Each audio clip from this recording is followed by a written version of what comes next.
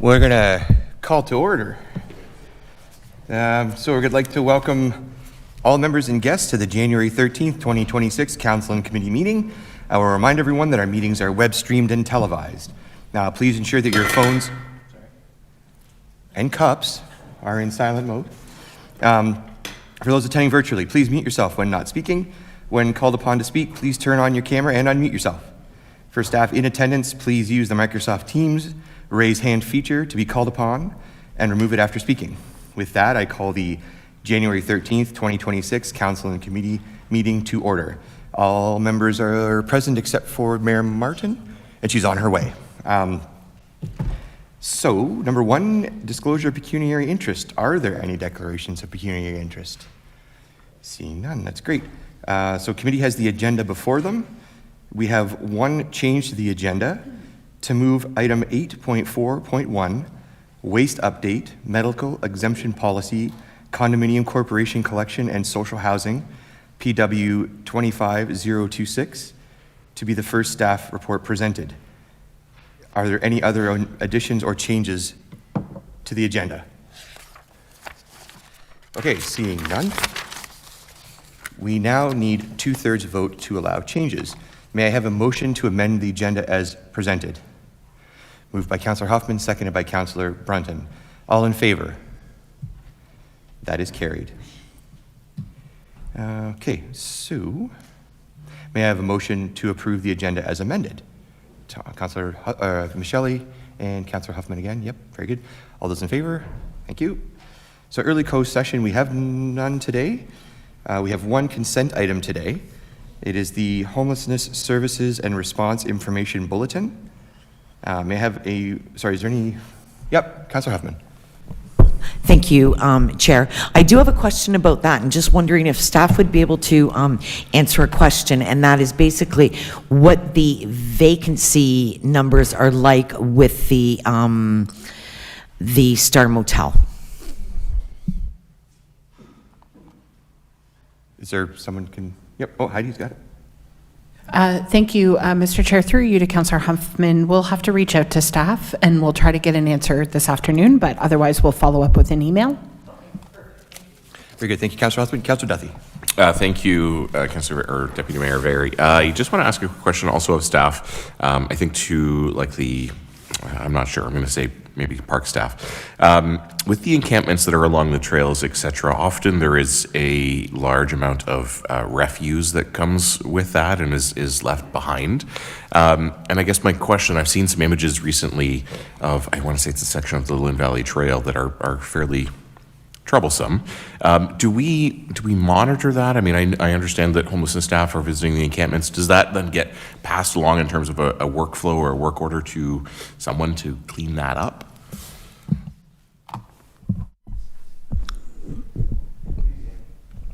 Thank you, Mr. Chair. Through to Councillor Duthie. Certainly I can start the answer and then others can join in. So yes, our homeless prevention staff, and it is my understanding the community relations worker through our partners of the OPP also track the locations of encampments and check in on the residents of the encampments. When they come across an encampment where there is no one there, there is a few days grace period to make sure that people have truly abandoned the encampment, and then Norfolk County Park staff are notified to assist with the encampment cleanup using all appropriate PPE and safety, health and safety precautions, and then those items are disposed of in an appropriate manner. Very good. Any other questions? Oh, Councillor Columbus, yes. Mr. Chair, I just received a message from our Integrity Commissioner, and because I had a request in a couple days ago to him, and he has advised me that I should declare conflict with the wastewater landlord-tenant relationship that I have. So I will declare the conflict and defer from voting or debating. Okay. Thank you. Are we covered there? Okay, thank you very much, Councillor. Yep. Okay, anything else on the consent item? Okay, very good. Can I have a motion, please, to receive consent item 4.1 as information? Councillor Duthie, seconded by Councillor Van All those in favor? Very good. Thank you very much. So deputations, we have one scheduled deputation today. It's Paul Hammond from the Linwood Arts Center. Mr. Hammond. Welcome. You have 5 minutes for your deputation. I will let you know when you have 1 minute remaining. Okay. Through the chair, good afternoon, honorable councilors, county staff, guests, and my fellow Linwood board members. My name is Paul Hammond. I live at 736 Norfolk Street in Simcoe, and I'm here representing the Linwood Arts Center as the chair, and I've been chair since September. Our goal today is to make you aware of the situation at Linwood and obtain your support and an input on a path forward. Linwood was closed briefly and was reopened in 2022 by the Linwood Board, and in that time our focus has been on establishing our operational stability, presenting our art from our permanent collection and local artists, and also developing deep, meaningful, community-based educational partnerships through the community. We've achieved all our startup goals, and we see lots of opportunities to grow and enhance our programming into the future as a member of the Norfolk community. Clouding this success are two challenges in our arrangement with the county. First, our heritage building, it needs repairs, totaling around $1.25 million per the county estimates. And we're skeptical we can meet our obligations as the county has an aggressive timeline for repairs between now and the end of 2027. And we're living in a challenging fundraising environment to raise that money, that much money so quickly.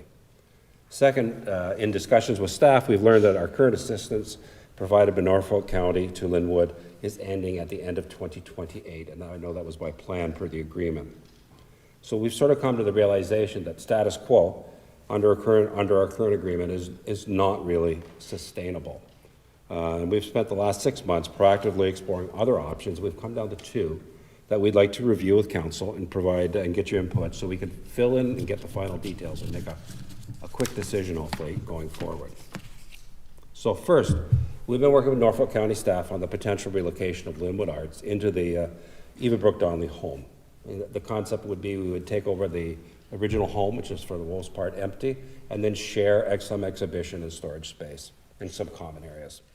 To Norfolk County, we think this offers advantages in terms of full utilization of the building and also potential cost sharing with us being a tenant, increased visitor access with our customers coming in and sharing through the archives, and most importantly, it frees our current location for disposition as you wish, whether potential new uses or sale.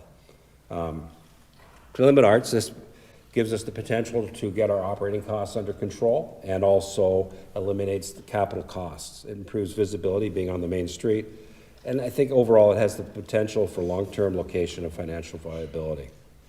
Norfolk County staff have asked us to engage with council and get your permission to proceed, as we would have to get into the details of the lease arrangements, the lease rates. There are some capital improvements required, some details around how we share the common space. So that's our first ask, would be support on that, so we can explore that option more fully. Alternatively, we would like to suggest purchasing our current location from the county and self-managing it. We've been at, Linwood Arts has been at this current location since 1974, and the building is one of just 2 National Historic Sites in Norfolk County. So it's got a lot of meaning to our operations and to the community at large.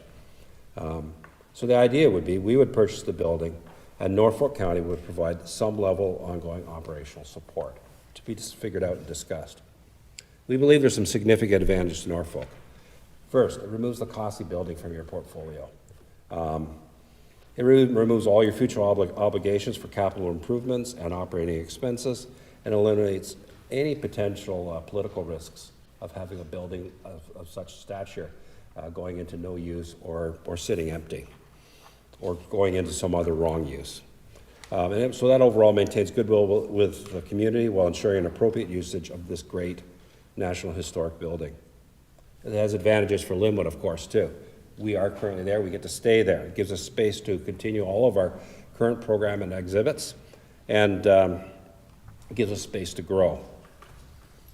It also eliminates any concerns with donors or programming where they might associate the Arts Center with Linwood Arts. So if we move, they might say, we don't want to provide any more funding. On 1 the minute. capital Sorry, Paul, you have 1 minute left. Okay. On the capital side, it allows Linwood to control the pace and priority of the capital improvements. So we can align projects with funding, and with fundraising, and then that overall makes the capital plan a lot more viable in our mind based on the research we've done. It provides it potentially provides long-term location and financial viability, assuming we can come out to the right agreement. So the big questions on this is, what would the county sell the building to Linwood for? We would suggest there's a lot of advantages, and you could potentially do it for as low as a very low price, perhaps as low as $1. And secondly, what would the county be willing to provide in terms of annual assistance, recognizing all the advantages I've already outlined, and the fact that our property gives you parkland-like river access to the river from downtown. And thirdly, just the overall value of having a successful arts operation within the community. So we believe these options present the best opportunities for Linwood and the county. We request your input and support to explore them further with staff, and so we can make a final decision. Thanks for your time. Thank you. Any questions for the deputation? Yep, Councillor Van Passen.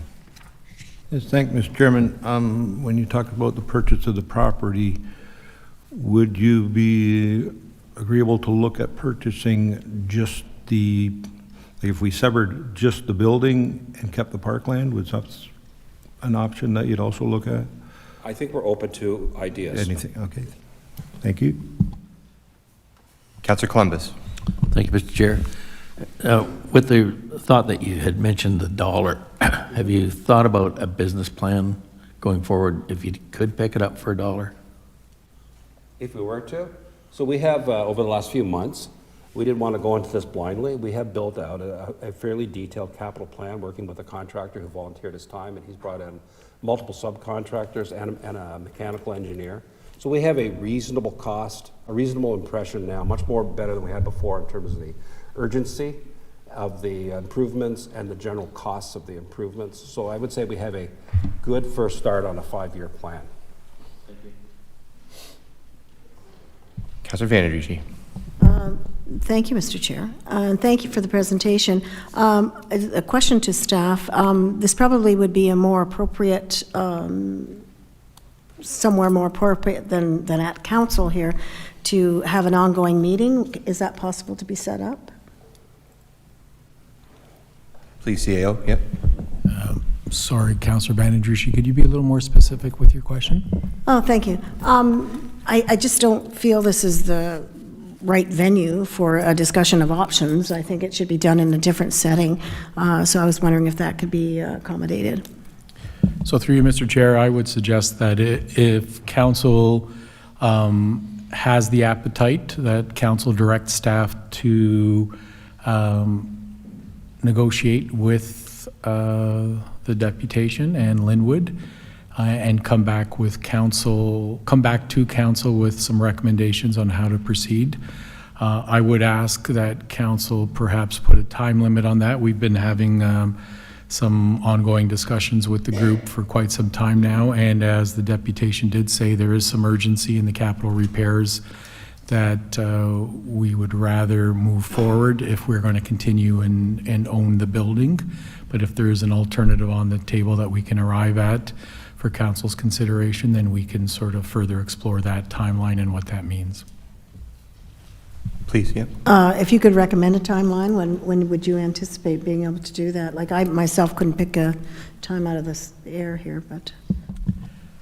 Through you, Mr. Chair, I would suggest, because some of these discussions have been protracted for quite some time, I would say 60 to 90 days maximum in terms of coming back to council with a plan. We did have some desire to proceed with the capital work this spring, this summer, this fall, and so we would like to get this resolved sooner rather than later so that we know exactly what path we're moving forward on. Good. Councillor Duthie. Excuse me. Thank you, Mr. Chair. Through you, this question, I'm not sure if it's to the CAO or perhaps Mr. Simoes, but within the deputation, sorry, let me just ask the question of the deputation first, and I'll come back to the staff question.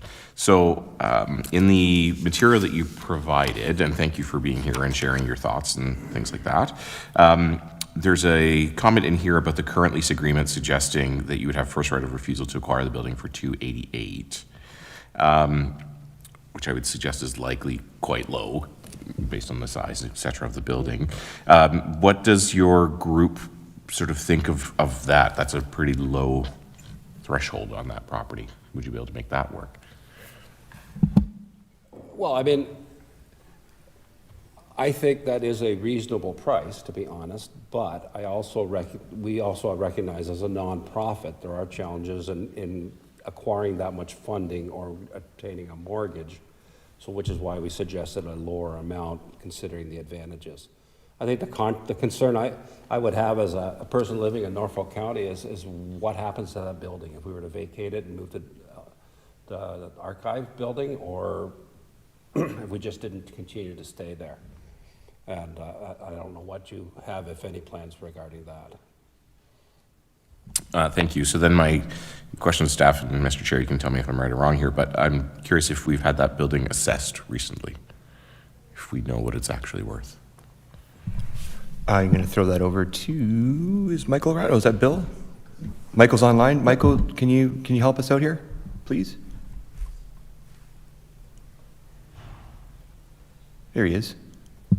There, him. Thank you, and through you, Mr. Chair, to the councillor, we have not had a recent property appraisal.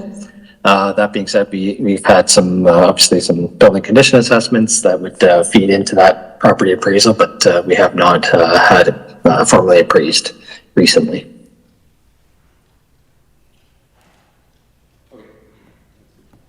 Thank you. Councillor Brunton.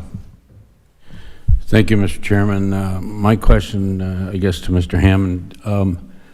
In 2025, did your board apply for any type of grants? And if so, Yes, we have applied for multiple operating grants and have received funding, and we are running at a positive balance. Can you give me any idea how much finance you raised in 2025? Or is that not a fair question? That is not a question I have an answer to the top of my head. I wasn't ready for that question, so I'm sorry. We can get back to you with an answer. Okay, has your board even considered and I'm throwing this out, if you were to receive the property for $1, we'll say, does your board have any idea what it takes to run that piece of property for a year? Absolutely. We have really good detailed numbers. And do you think you can do it? Yes. Like you do, eh? Okay. And I think it is a challenge, to be honest, because our operating costs go up annually, which is why we are trying to look for some offsetting funding on an annual basis from the city. We do feel we've got our arms around our capital funding, our capital needs, but the funding for the capital needs is a different case. Like, we can't go to any of the government funding organizations and ask for money unless we're ready to spend it right now. And that's been a bit of the challenge working with the city, is you guys have, for your purposes, compress this into a tight period of time, and then it then forces us to raise the funding, and it creates challenges for the city because they want to start, say, September of this year, but they can't start if we don't have the funding. So this creates this weird, strange loop. It's a challenging partnership on the capital side, which is what I was trying to get at with my comments in my deputation there, that if we control that, we can raise the money privately and through government funding, and when we have an okay on that, then we can say, okay, now we're going to fix the elevator, or we're going to fix the south porch or whatever. Okay, so you're saying operating and capital, no input from the county, you could handle that? We have asked for the capital. We're not looking for any input from the county, which is a big change from the current situation, status quo. I mean, I think I said we were on the hook for 60% of that. The county was on the hook for the other 40% of 1.25 million. So this option, both these options give you the choice to avoid those capital expenditures. We are looking for we would hope that you can support the arts and provide some level of support for the arts in general in the community. Thank you. Okay. Thanks, Councillor Brunton. Anybody else have questions? Yes, Councillor Columbus. So just to read in between the lines here, so if you could pick it up for $1, you would still have to come to the county for some grants? Both those requests were in my deputation, to be clear. But what we're trying to do at this point is understand what, we don't have clarity on our options. Okay. Right? If you guys were willing to provide some support, that makes the second option more tenable. Right. And we can plan either way, but right now, we don't want to make any assumptions on behalf of Norfolk County as to what you may or may not want to do. That's why we're asking here, and we work with staff and see what we can negotiate, and then based on that, we will pick one of those two options. Because our current situation just isn't really sustainable, as we mentioned. Thanks. Anyone else? Okay, I have a question, and I want to throw it over to the CAO, because you mentioned twice, I think, that you mentioned the ongoing discussions and the protracted discussions. Can you just give us a reminder of how we got to this point, please, based on the current agreement we have with the Norfolk Arts Center, or the Linwood Arts Center? Sure, through you, Mr. Chair. So we do have a lease currently in existence with the Linwood Arts Group, which has a declining scale in terms of operating subsidy and an agreement for a 60-40 split for capital repairs. We were notified months ago that the group, based on the scheduling and based on some of the demands of the lease, that it was looking more and more unlikely that they would be able to meet the terms of those of that lease. And we started to explore options, and one of those options was, as the deputation said, moving the Linwood Arts Group to perhaps the archives building. We've explored some of that, and now the board has decided that there are really two options that they would like to sort of pursue in a little more detail. One is the outright acquisition of Linwood and keep them in place, and the other would be moving to the archives building. I'm assuming staying where you are is a plan A, if it could work, and plan B would be to actually move to the archives building. But we can certainly, if council gives staff direction, we can further explore that with some urgency and come back to council with a recommended option for council's consideration. Okay, thank you. I have another question. Do you have a handle, even just approximately, on how much the county has contributed to Linwood so far in terms of those declining grants, as well as, I guess, the in-kind value of the building or whatever we've done? I just want to, sorry, ask the treasurer? Okay, thanks. I'll throw it to Ms. Fanning. Yep. Thank you, and through you to council, I don't have that number right at my fingertips, but I can certainly gather that information. Thank you. Just for clarity, when you say gather the information, is that for a later date or? Through the chair, I'd like to try and get it back for this afternoon, but it may take me a little longer than that. Okay, no, I just wanted to, okay, thank you so much. I can That's all. potentially share what I know a little bit. Okay, sure. Our lease started at $50,000 a year in support, and then declined by $10,000 a year over the 5-year lease, going to zero by the end of 2028. In addition to that, there's support for utilities, maintenance, and that add up to about $46,000 a year. I'm rounding a little bit. And I don't know what happened prior to 2022. No, that's good. So, okay, I just wanted to have an understanding. So right now we're at 182,000, and I guess we're into 2026, so that's 212,000 because we're not going to pull that 30 for this year. Yeah, I mean, I joined the Linwood board because I believe arts is critical to the community. My wife is an artist. I think it adds a lot of value. And the community programs, I didn't go into any detail in, they are in what they're writing up. They are value-added programs for the school program, for the Alzheimer's Society and such like that. And I think we add value to this prestige of the county in terms of a tourist attraction, all intangibles. But I guess but what I see is so many art centers have trouble standing on their own. So we're not unique.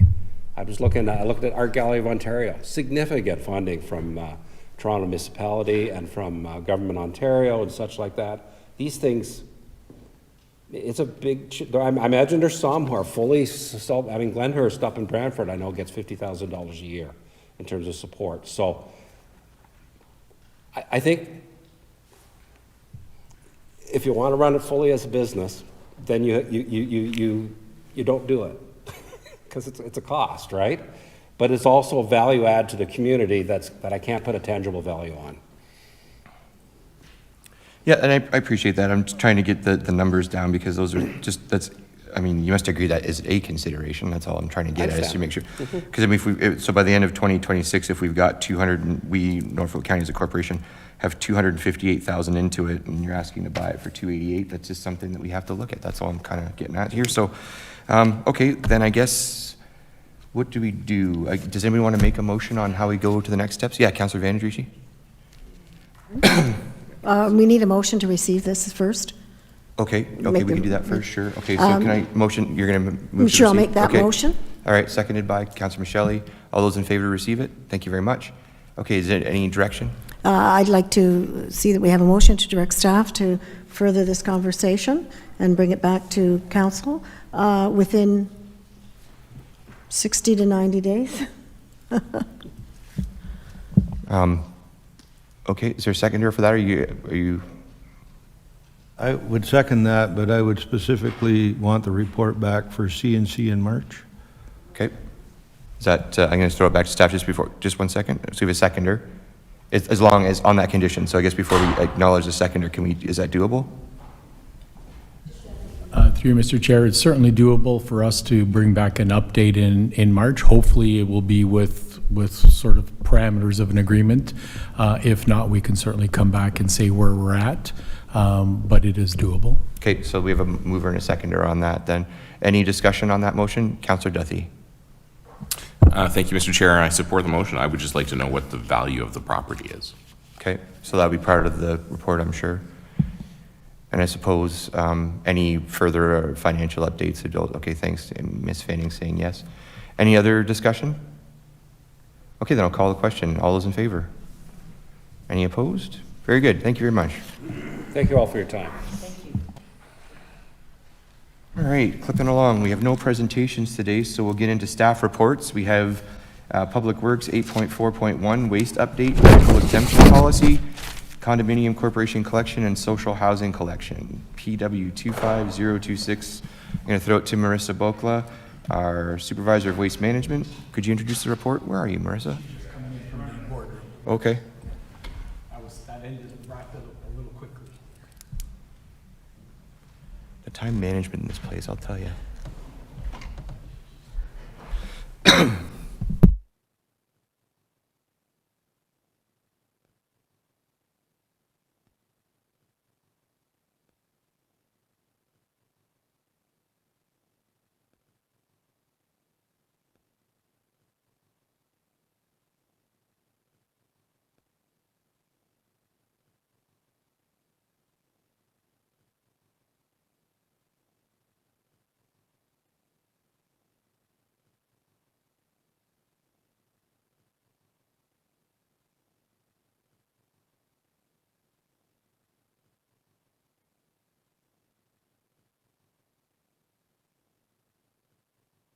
All right, so I'll welcome the mayor who's now joined us and hand it over to Marissa. Please take it away.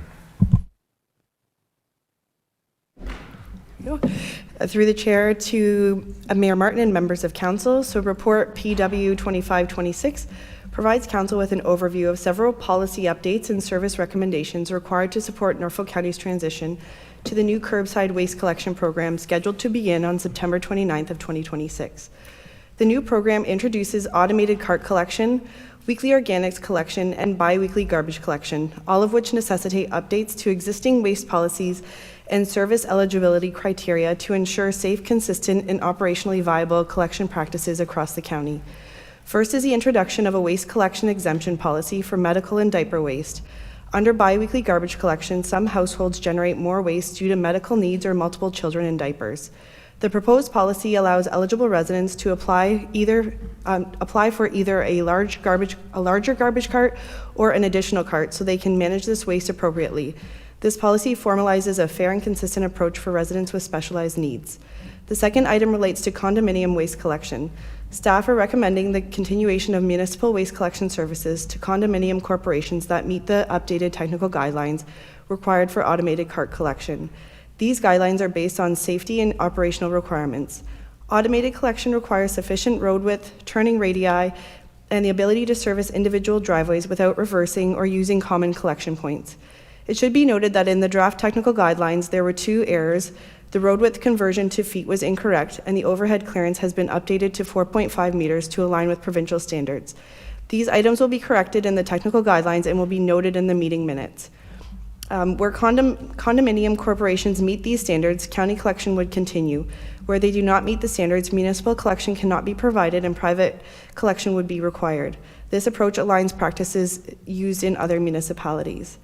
The third item is waste collection for social housing properties. Currently, multi-residential social housing buildings receive municipal collection under a long-standing bylaw exemption that allows large volumes of garbage to be set out weekly.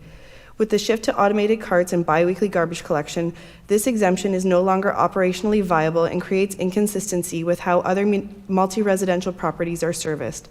Townhome-style social housing units with individual driveways on municipal roads would remain eligible for curbside collection, and properties with private internal roadways may continue to receive municipal collection as long as they meet the same technical guidelines applied to condominiums. However, multi-residential social housing buildings that do not meet these criteria would be required to arrange private collection consistent with other multi-residential developments across Norfolk County. In summary, this report is about ensuring the new waste collection program is implemented in a way that is safe, fair, and consistent while supporting residents with unique needs. Staff are seeking Council's endorsement of the exemption policy, the updated condominium technical guidelines, and the revised approach to social housing waste collection. And with that, I'm happy to answer any questions. Thanks very much, Marissa. Any questions for the staff? Sorry. Yeah, Councillor Columbus. Thank you, Mr. Chair. Melissa, will we be getting a list of the condos that meet the criteria and the condo corporations that do not meet the criteria? Through the chair to Councillor Columbus. So currently we're collecting from 27 condominium complexes, and they've applied through the program that was instated in 2017. So they've met the criteria, and actually some of the criteria with the revised guidelines has reduced the road width. So it used to be 7.5 meters. So it's been reduced to 6 meters to align with some requirements under the building code and questions we've received from contractors in the past. So per ward, would we get the list that the difference now? You mentioned 7 meters versus 6 or something. Through the chair to Councillor Columbus. So again, a similar approach that if they wanted to be part of the county collection, they would have to apply, provide the design criteria. They would have to provide a site plan that shows that they meet those requirements. So I don't have all the planning documents. I just have a list of those that have applied and have met that criteria. Okay, sorry, through the chair, maybe just to clarify, I think Councillor Columbus is asking if he could get a visibility on the condos within his area and all the areas across the county which would be eligible. We certainly can provide that information. We do have it available. It's not at our fingertips, but we can send that out via email after. Right, that's exactly the answer I wanted. The other thing, currently, is our garbage incinerated or waste? Through the chair to Councillor Columbus. Currently, our waste is going to Walker's South Landfill outside of Thorold. So it's landfill. Okay, someone asked me that the other day. And with the carts that are going to go out to the roadside, we'll be getting, each household will be getting 1 cart, or can they get 2? And how many bags will go into a cart?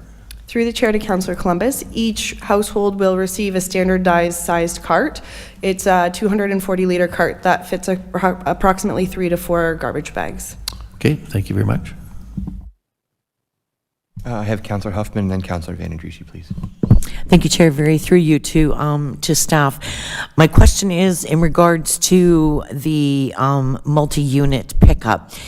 Would this possibly be an additional cost that the Housing Corp would have to incur? Haldeman Norfolk Housing Corporation. Through the chair to Councillor Huffman, that is correct. It would be an additional cost now because they would be required to have private waste service rather than municipal waste service. So the municipal waste collection is covered under the waste budget, and the private collection then would be under the housing corp's budget instead. Thank you. Councillor Van Drijie? Thank you, Mr. Chair, and through you. So I'm looking at those families that have, and I don't know, 3 children or more under the age of 4. Wow, that's a lot of kiddies. So what you're thinking of is that they'd have to apply and to get an extra bin, not that there'd be an extra service. Am I correct in saying that? Through the chair to Councillor Van Drijie, that's correct. So they wouldn't receive weekly collection. They would still receive biweekly collection like all other residences, but they would be given either a larger bin or a secondary bin to accommodate the additional waste that they would generate. Okay, so that's the way you're looking at it. That'd be fine. Thank you. Councillor Van Passen. Sorry, Councillor Brunton first. Sorry, Van Passen next. Sorry. No problem. Thank you, Mr. Chairman. Mine relates to the condominium issue. I know you have developed or come out with what you feel is a standard to allow or not allow, but each one of those condominiums obviously had an agreement when it was built.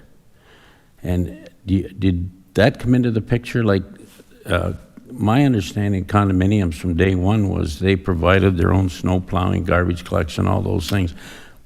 And I know there are different condominium agreements, but were they looked at when you made that decision? Through the chair to Councillor Brunton. So this program for the condominium collection was instated in 2017 through a request with council from different condominium corporations. Some of them were already established, but the technical guidelines are asking for them to submit their site plans and things like that.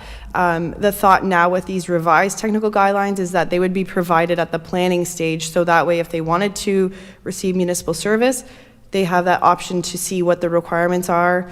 If they decide to forego it, then they also understand that they would then be responsible for private waste collection. But as far as like an agreement goes, they do have to sign an agreement with the county to enter into the private, for the county to enter on private property to collect that. But other than that, there's no other agreements that we really review in that sense. So the original condominium agreement at the time of development has not been considered? No. Okay. I guess my concern, and I guess I'm going to sit back and watch, but are we opening Pandora's box in terms of next thing if they can meet a requirement for snow plowing within their condominium? Or, I just hope we aren't opening a problem here. Thank you. Councillor Van Passen. Yes, thanks, Mr. Chairman. I too have a question about the condominium. We are changing the standard, so are we going to be very clear today and now that nobody's going to be grandfathered in? Everybody's going to have to reapply. They have to meet the new standards, and if they meet them, then we'll pick up their garbage, and if not, then they go back to their original intent that they got to deal with it themselves. Through the Or do chair you to want council to say that nobody's going to be grandfathered in. They have to meet the new standards, which are different than the old standards. So. Through the chair to Councillor Van Passen. So the main difference with the new standards versus the old standard would be the common collection point. So with the new collection program, we can't service a common collection point anyhow, especially, for example, if there were 30 units, that would be 2 carts per unit with their organics cart and their garbage cart. So that would be 60 carts that have to be spaced 2 feet apart. Most places don't have the frontage. So yes, we're unfortunately not able to grandfather in previously approved condominium courts that received common collection services. So now we're very clear on that, Mr. Chairman, so we don't want a bunch of complaints on the 30th of September 2026 that the corporation didn't reapply under the new rules to see whether we would make our services available to that condominium corporation. Well, what we want and what we get remains to be seen. Councillor Duthie. Thank you, Mr. Chair. You're absolutely right. I think that should be a fun conversation. That said, I'm not sure why we were even really picking up from Condo Corps in the first place, but On the additional carts for families with diapers and things like that, I think that is a logical approach. And my apologies, my e-scribe's not working, so I can't really recall. What happens? They get to keep that cart, I assume, then, in perpetuity? I just see those carts becoming very hot commodities. Through the chair to Councillor Duthie. So the way the exemption policy is structured is that these families would have to reapply, or people requiring a medical exemption would have to reapply annually. So if they don't receive that annual, if they don't submit annually, then we would coordinate to pick up that cart from them. Or then if we're not able to get that cart back, then it's a discussion with the contractor to only pick up one of those carts because they haven't reapplied through the program. If I may, I think you said that one of the options was potentially a bigger cart. Are the trucks standardized that they could pick up the bigger cart, like same width perhaps? And like, I'm not sure how that works, but. Through the chair to Councillor Duthie, yes, the trucks have, like, the arm is adjustable based on the size of the cart to pick it up. So with the new program, there will be the option for residents who don't want the standard 240-liter cart. We've heard from some elderly people or people who live on their own that they would prefer maybe a smaller size cart. So with the procurement process, we're looking at offering a smaller size cart. So the arm on the trucks does have the ability to adjust to the size of the cart for pickup. So that way we still are able to collect based on varying sizes of carts. We have Councillor Huffman again, and then Councillor Vanadrishi again. Thank you, Chair. Through you to Marissa. I was pretty certain that I read in the report that a medical exemption doesn't need to be done until every 5 years, but you just said every year. So could you clarify that for me? And through the chair to Councillor Huffman, so they have to reapply every year, but they don't need a health practitioner sign off until every 5 years. So the initial application would require a health practitioner sign off, and then 5 years from that date, they would require a health practitioner's verification again. Annually, though, they would have to just resubmit saying that they still require that exemption.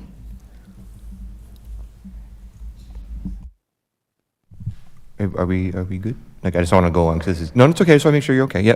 Councillor Vanadrishi. Thank you, Mr. Chair, and through you. So I'm just looking at where we're talking about the maximum or the minimum, I guess, of liability insurance. Is this something new, or has this always been required to have the $5 million? Through the chair to Councillor Vanadrishi, in regards to the condo liability insurance, that's always been since the program started in 2017. That was a Okay, requirement. perfect. So it's nothing new, nothing surprising to these individuals? That's okay, correct. Perfect. Thank you. Councillor Van Pass, and then Councillor Columbus. Yes, thank Mr. Chairman, and I know I had this discussion with Marissa on the phone yesterday, but, you know, the idea of big carts and little carts, could you again explain, like, I would suggest that we just have one size of cart, we only need one size in inventory, and if somebody needs two, they get two, rather than, and yes, the machine is adjustable, but it's a whole lot easier for the operator. It just leaves it the same, and he just picks up a whole bunch of identical carts. End of story. So, but you had some logic on why some people might prefer one larger cart rather than two regular size ones. Through the chair to Councillor Van Passen, that's correct. So some residents may prefer one larger cart because of mobility issues. It might be easier for them just to put one cart out, for example. Others may want two carts because maybe two smaller carts for them to push out is easier for them to manage instead. So it's kind of being flexible with individual needs and requirements. See, and my argument would be you give them two identical ones, and some weeks they only have to bring one out because that's all they filled up, and then the other week you bring out both of them because that's what happened. Rather, like, the empty cart is already 40 pounds. That's for the small one. You get the bigger one's probably going to be closer to 50 pounds, and then you're going to fill it full of garbage. I don't know anybody that want to haul that up and down through 6 inches of wet snow on a 700-foot long gravel driveway in the rustic countryside. But again, I'm not an expert on this, so I'm just offering an opinion. So I had Councillor, Brunton, go ahead. No, sorry, I had Councillor Columbus first. Again, gosh, you guys all look the same. Thank you, Mr. Chair. Marissa, can you give us your definition of social housing? Through the chair to Councillor Columbus, so my understanding of social housing are buildings that are, they work with our social housing group. We have specific buildings that are identified. Heidi, I don't know if you want to speak to that a little bit more, or Bill? Thank you. Yes, through the chair to Councillor Columbus, social housing buildings are the buildings that the county is responsible for funding on an annual basis. So the Haldeman Norfolk Housing Corporation, plus our nonprofit housing providers that are included in the annual budget deliberations. So someone like Endwell, would that be covered as social housing? Mr. Chair, through to Councillor Columbus, no. So we would be talking about the Haldeman Norfolk Housing Corporation, the Long Point nonprofit, South and Medcalf, Simcoe Community Homes. I feel like I'm forgetting someone, but it is a very limited definition to those that we are contracted. The legacy rent geared to income buildings that were shifted from the province to the municipality in 2001. Okay, thank you. Appreciate it. Okay, Councillor Brunn. Thank you, Mr. Chairman. My question is pretty straightforward. Marissa, if the cart is the property of Norfolk County, so if it's damaged, we just phone up, or you supply another one, the snowplow picked it off or whatever? Okay, thank you. Councillor Michelli.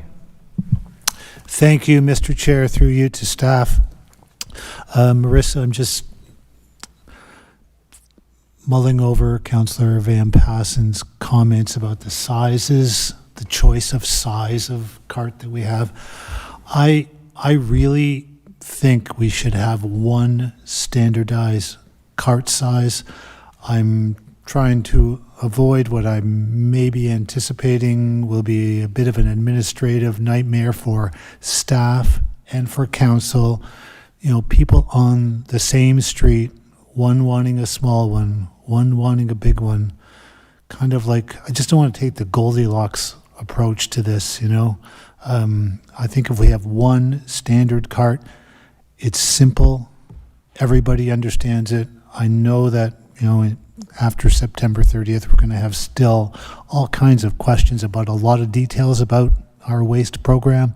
I would like to make this one as simple as possible, having one cart, and I'm guessing probably one size cart, sorry, and probably the bigger size I would think would be better because people can fit their garbage in there. Thank you. Go ahead, yeah. Through the chair to Councillor Michelli, I appreciate that feedback. We've also been in discussions with other municipalities that have gone through this transition. A big example, the latest example that I can use was through recycling with York Region. They were given large size carts for recycling under the transition to producer responsibility, and there was a lot of pushback to councillors and mayors that people were not happy with the large size cart and wanted something smaller. So we've also received feedback from elderly people with concerns about pushing out the standardized 240 liter cart. We do have ideas how to try to make this easier. It would basically be online that they could apply for, they would just put in their address and say that they want the smaller cart. They don't have the option to size up from the 240 liter cart, but they do have the option to size down, just to accommodate people who may have concerns about mobility or the weight of the cart pushing it out, or if they're not generating enough garbage that they think they would use that, then we're trying to be somewhat accommodating for individual needs. I mean, we can't create specific programs for each individual person, but at least also trying to take into consideration that maybe not everybody wants a big cart, which is great for us as well, right? Because it's less garbage than generated. Thank you, Mr. Chair.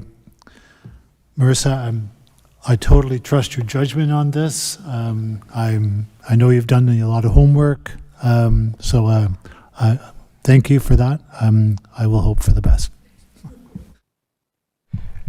Any other questions for staff? Oh, Councillor Van, oh, you've already gone twice, sir. We have to wait for the, pardon? I thought you could only ask questions twice, no? Is that, clerk, can you clarify that? I just think if we can go to the debate, what I'm trying to get to is a motion rather than, you know what I'm saying? So maybe we'll go to Councillor Duthie in the meantime, and did you have your hand up, or was that Councillor Columbus? Okay.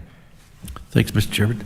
Marissa, one of my neighbors asked me the other day, did we have to go to this new system, or could we have continued on just putting our limit of 4 bags out? No, sorry, I'm going to just jump in there. That's not part of it's not relevant to the discussion today. We've already made that decision. It's already been passed, and this is about the condos and the multi-residential. So that's a decided issue.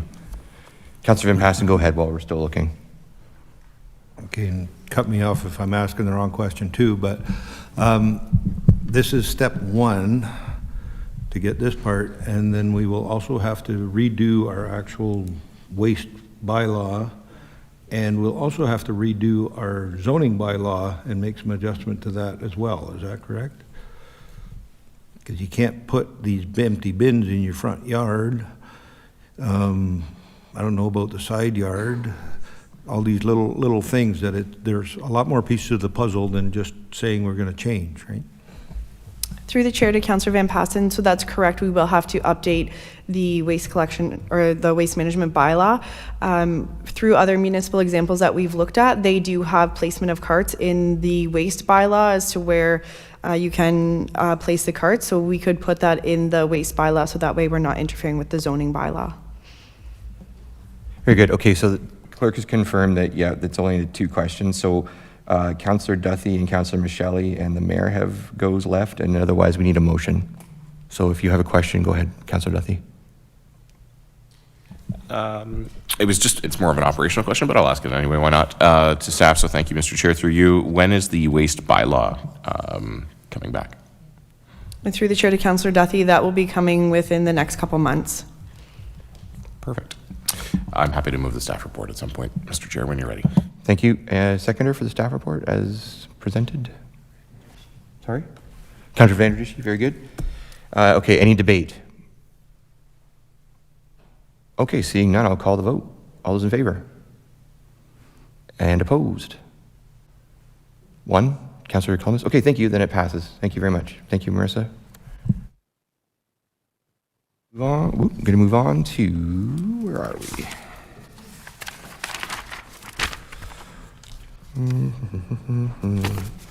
Okay, corporate services, 8.2.1, water and wastewater collection policy and program update CS 26001. And so, Councillor Columbus, this is where you declared the conflict? Yep, sorry, go ahead. Yes, the Integrity Commissioner advises that I don't have a conflict now with the bi-monthly billing part. I can speak to it because it's generic. But when it comes to landlord-tenant discussions, I do. Okay. So, Mr. Clerk, I don't know how we can doctor that up so that I'm doing everything legally. Through you, Mr. Chair, I guess you would have to speak to the report in general terms outside of that, and if there are specific questions around the landlord-tenant relationships, they'd have to be specifically identified, and you'd have to withdraw from any conversation on those items. Okay, so you're comfortable. Okay, as long as you're comfortable proceeding, that's good. Okay, so we're going to throw it to Rob Fleming, our tax collector and manager of revenue services. Please introduce the report. Thank you, Mr. Chair. Just give me 1 second. I just have a brief PowerPoint I'm just going to pull up.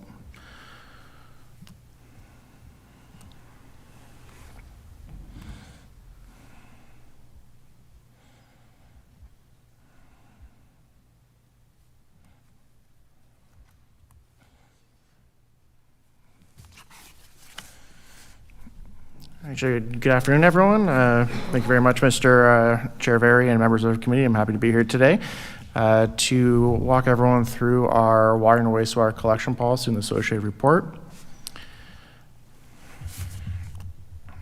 As council will recall, on a council meeting held on June 24th, 2025, council passed a motion to endorse an in-house water and wastewater billing model with an effective date of February 1st, 2027. In advance of the endorsement, council considered a variety of qualitative and quantitative factors that were thoroughly discussed at the CIC meeting early on in June 2025.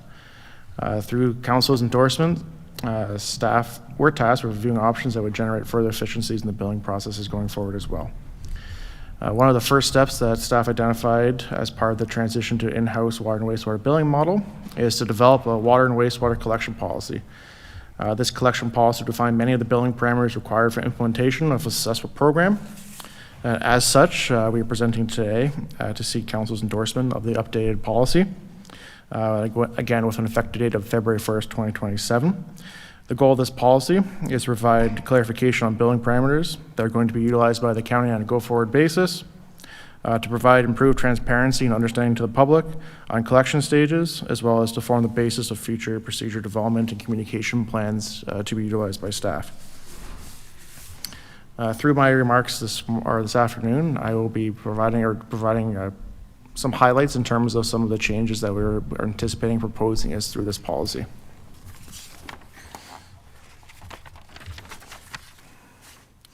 One of the first key changes I'd like to bring to the committee's attention is our change to the primary account holder status. So under our current practices, the primary account holder can either be a tenant or a property owner. Under our revised approach, we are defining primary account holders as the property owner with the option of adding a tenant as a secondary account holder at the primary holder's discretion.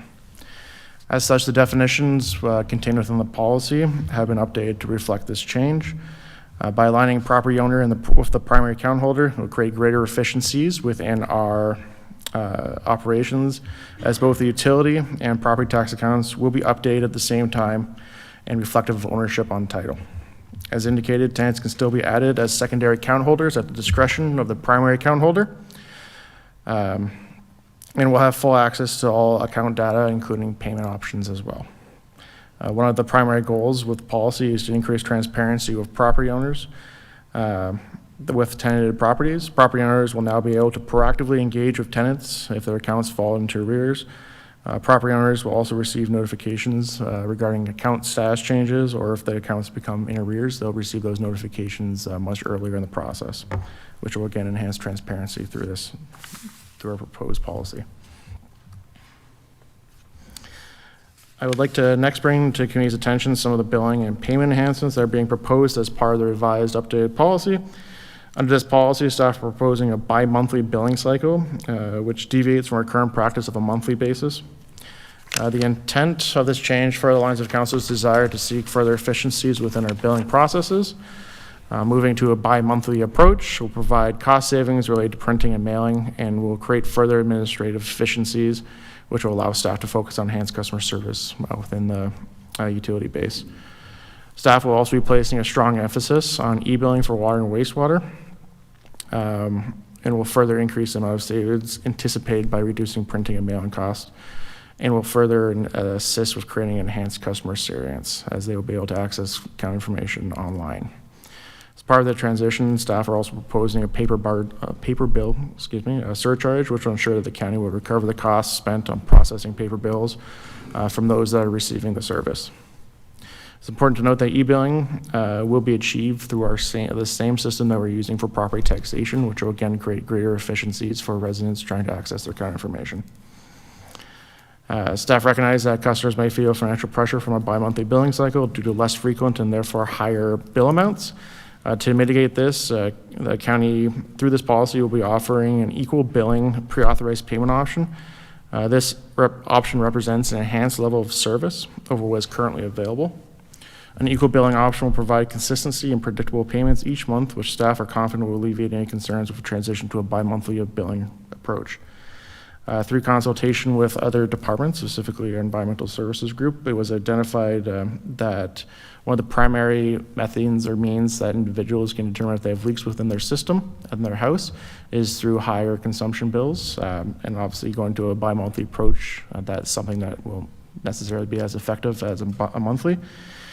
However, we understand that our environmental services group will be updating our metering technology, or utilizing our metering technology to be more proactive in identifying leaks within the system, meaning that we're increasing in the future the level of service in terms of leak detection, and individuals no longer rely on their bills for that service.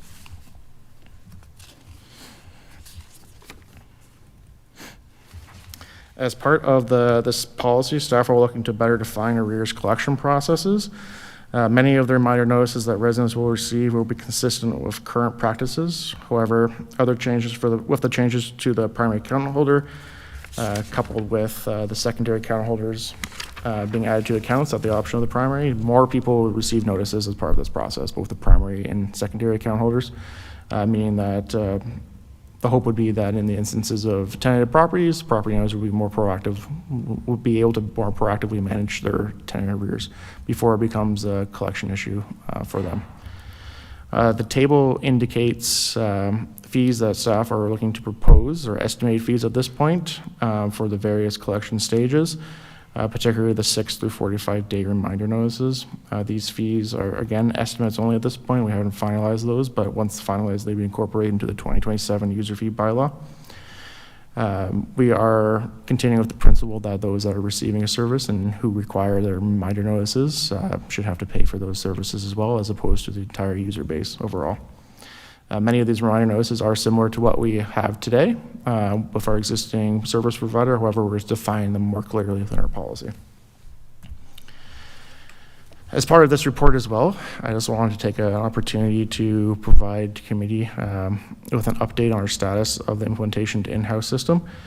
Each one of these tiles represents one of the key areas that we have to implement and develop a process for. As you can see on here, the water and wastewater collection policy is with a committee today for their consideration. Our billing system implementation, we're currently in progress and on target with that. Human resources perspective, we have procured our project lead, implementation lead, who I'm joined here with today. Lisa Pai will be carrying the responsibility of this program going forward. Our office space development is near completion. We've been able to utilize existing county space that was underutilized previously. I won't get too much into banking and account payment processing, but we are on pace or on target with that as well. And most recently, we've initiated communication work with our corporate communications team, as that would be a big component going forward to ensuring a smooth and effective transition.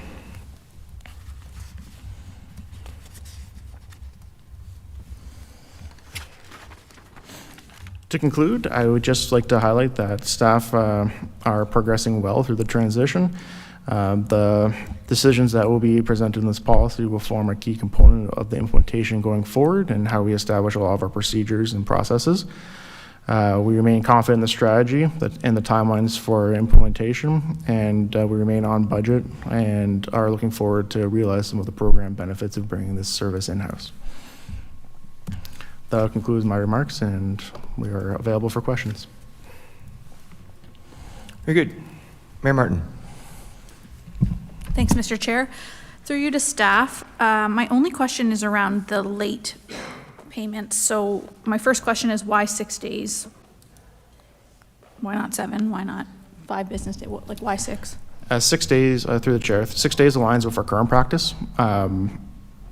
For no other reason, we determined it wasn't beneficial to deviate from that. Okay, no, just curious. How are you sending the reminders? Through the chair. So our initial plan would be to utilize our existing system, or that our third-party provider uses, is an automated phone system. We're looking at utilizing a similar approach with the option of providing electronic notifications through our e-billing solution. Okay, and then last question through you, Mr. Chair, to staff. The 6 days, although that is a current practice with bi-monthly billing, can staff account for a 6-month grace period to get people onto a new schedule? I really don't want my inbox filled with folks who have a $5 charge because they, missed the new billing cycle. So can you bake in some flexibility there while we roll out the bi-monthly payment system until folks can get adjusted, or 3 months, whatever the case may be? Yes, through the chair, it is something that we can certainly consider and bring forward if through a future update. From a process perspective, I think we're anticipating that we are going to be very effective or utilize a lot of communication channels to help get the message out there in advance. We transition on February 1st, but realistically, I don't think we'll be starting billing on the 1st of February. It'll probably be later on in February or March, which will hopefully allow for a greater transition period as well. Okay, yeah, I don't want a future update on it. I just want staff to look into that, give it consideration, and have some level of grace for the $5 charge or a first-time waiver or something along those lines. And I would have agreed with you about a week ago about our communication getting out ahead, but we did an excellent job communicating all of the provincial recycling changes for months, and we still have been criticized about that. So I would disagree. Councillor Van Passen. Oh, sorry, Councillor Brunt was next again, and then Councillor Van Passen. Holy Lord. Thank you, Mr. Chairman. I guess my question is a couple of questions, really. Landlord tenants. How do we, am I reading this correct, that a landlord has tenants?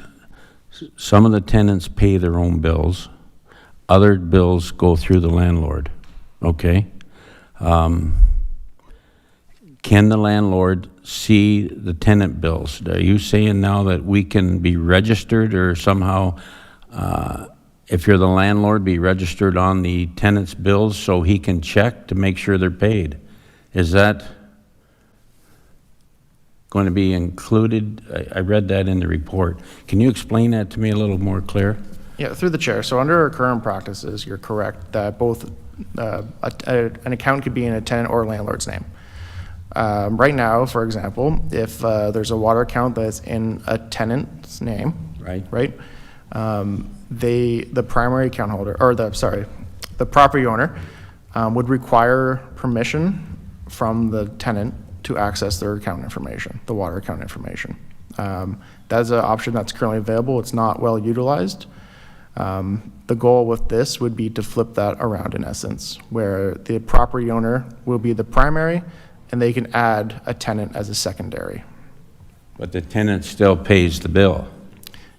Through the chair, that would be, yeah, we can send a bill to the tenant. It'd be up to how they want to structure it between themselves. Yeah, I think, well, okay, I just want I think it's very important because, you know, if the tenant isn't paying the bill, that's how the landlord finds out, correct?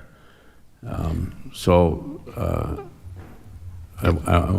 going to pass that on to a landlord. How's that? And the other question I have is, I'm involved with a holding company. We have elderly people that don't use e-billing. They still will get a paper bill if they need it. Am I correct? Through the chair, yes. From what I understand, we have about 50% uptake right now, roughly, on water and wastewater e-billing. Okay, so they get their, or it'll be bi-monthly instead of monthly.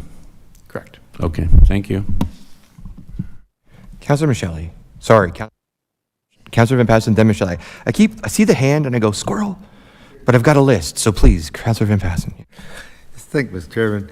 I think this follows up, with the mayor's question.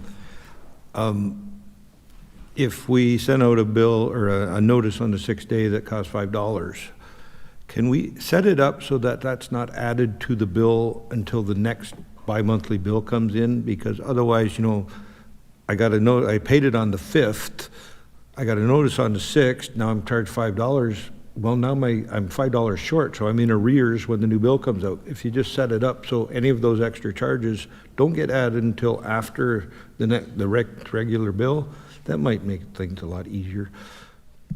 Yeah, through the chair, we would definitely take that into consideration. It's not something that we have fully worked out yet in terms of how it's going to work. There is the option potentially within the system to set up due dates for those as well, so they could be in the future, like you're alluding to, but more to come, I guess, on that in terms of how we implement it. But we'll take that into consideration for sure. This is another one, just like the last item, that I'm totally opposed to the whole idea of sticking landlords with the tenants' bills, but we've had that argument, I lost, just like we did with the garbage, I lost. So now the job is to try to make the new system the best possible, so we'll keep working at it.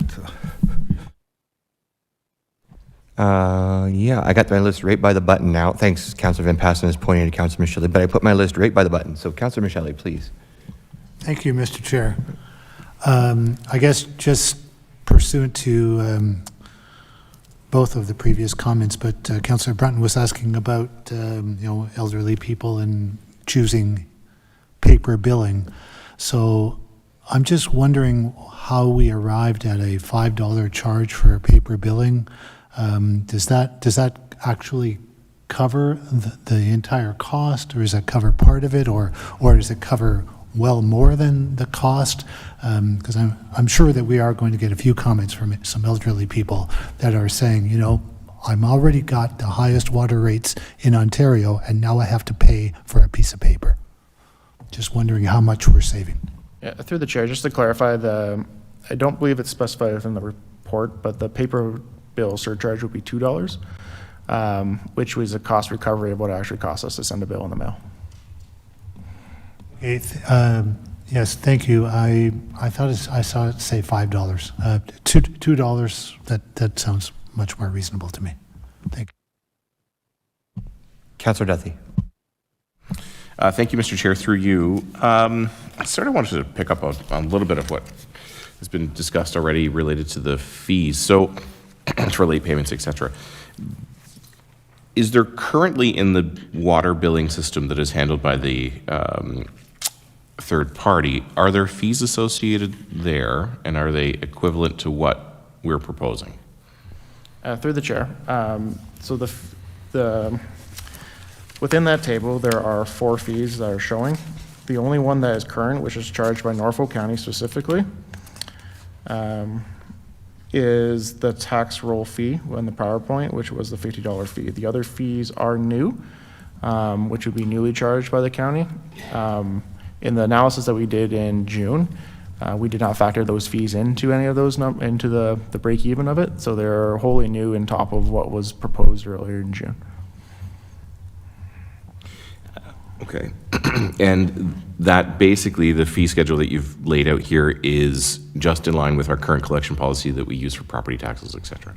That's correct. Is this a standard operating procedure for municipalities that have their own water, wastewater billing? Through the chair, it's I think what we've kind of seen when we look at a lot of municipalities that currently have water and wastewater billing operations in-house or transitioning to that, there's a wide variety of different fees that are charged. There are some that we wouldn't be unique in terms of charging these, but I'd say that we would be in the smaller group that does. Outside of the tax rolling one, that one is common. Yeah, I don't have a problem with it on the tax roll. I think I have a problem with it here in that we already do have the highest water rates in the province of Ontario. We have cloudy water in certain places. I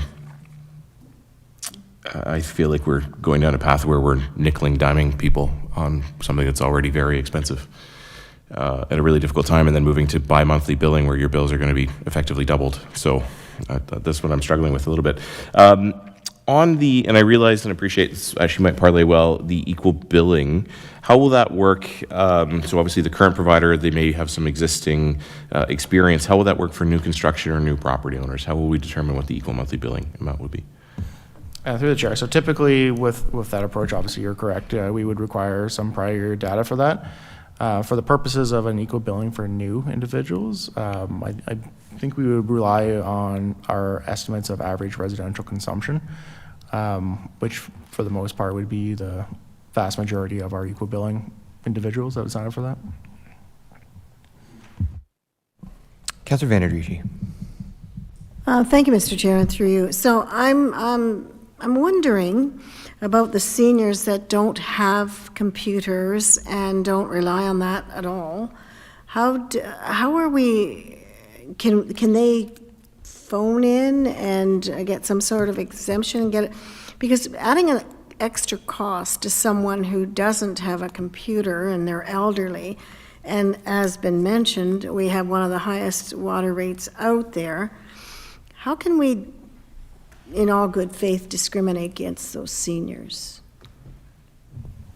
Through the chair, it's not something that we have considered, an exemption program for the paper bill charge, but if that's council's direction, we can. Well, I just feel that it's, they're fighting to pay the property tax as it is, and they've got high water bills, and they don't have a computer because they can't afford to pay for whatever Wi-Fi service or computer service there is, that's holding it against them, and I feel that's not very appropriate. Not everybody has a computer. So I think you should come up with some sort of alternative, because I thought that we said that there would be a lot of means to be able to make contact with the county. You could pick up the phone, you can phone them, you can, if you have a computer, you could email them, but that we would still have options. And this, to me, is looking like, again, we're taking away an option for those who cannot really afford that extra, what is it, $2 to $5 a time. Can we consider that? Through the chair, we can consider it. I think that we can take it back and see what other municipalities are doing in that realm. From our understanding, it's not entirely uncommon for utilities to have a paper charge fee. So we were mirroring that. At the end of the day, what we're proposing with that is really to reduce and create savings within our operations as well. Because if we can migrate majority of our base to e-billing, that's just another fee that we don't have to incur within our budget, and ultimately we reduce the water budget going forward for those items, which is kind of the basis of why we wanted to push that so heavily. But and I can fully understand that, but at the end of the day, people have been living here for a long, long time, didn't sign up for e-billing. It's something you're forcing. So to me, it's discriminating against those who don't have a computer or a way of doing it, and then charging them yet. So I just feel there should be some fairness in the system, or a grace period, or something that can help out these people. Okay, I think that staff got the message. Yeah, Councillor Columbus. Yeah, thank you, Mr. Chair. I totally agree with Councillor Van Andriesch that I talked to you this morning about it, about the concern with respect to the e-billing, and a lot of seniors aren't up to speed on that technology, making it hard on them. But it's been mentioned around the table 3 times already that we have the highest water wastewater rates. We all know that. And there are seniors on pension and large families that are certainly having a difficult time to meet their needs in today's environment. And I just think that this bi-monthly billing is just going to create a lot more pressure on them.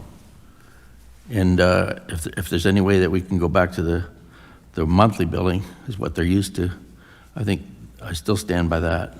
I just wonder how many other municipalities are doing bi-monthly billing?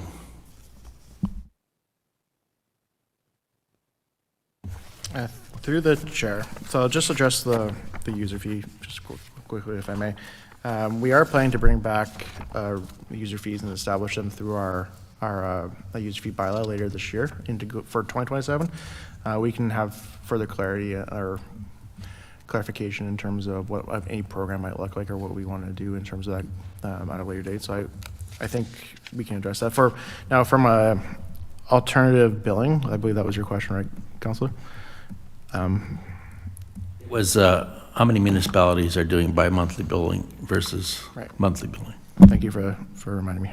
So through the chair, Norfolk County participates actually in a BMA study annually, which has 126 municipalities that participate in it.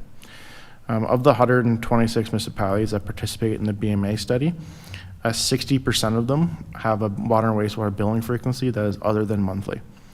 Majority of them are bi-monthly, some are quarterly, every 4 months is an option, and 1 out of the 126 bills twice annually.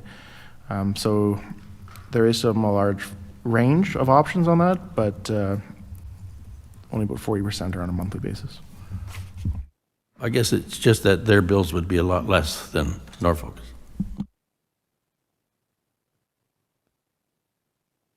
Councillor Duthie. Thank you, Mr. Chair. Through you, along the same lines as Councillor Columbus here, I think I read that the reason for moving to a bi-monthly billing system is a little bit more efficiency, et cetera. What is the cost difference really between monthly and bi-monthly?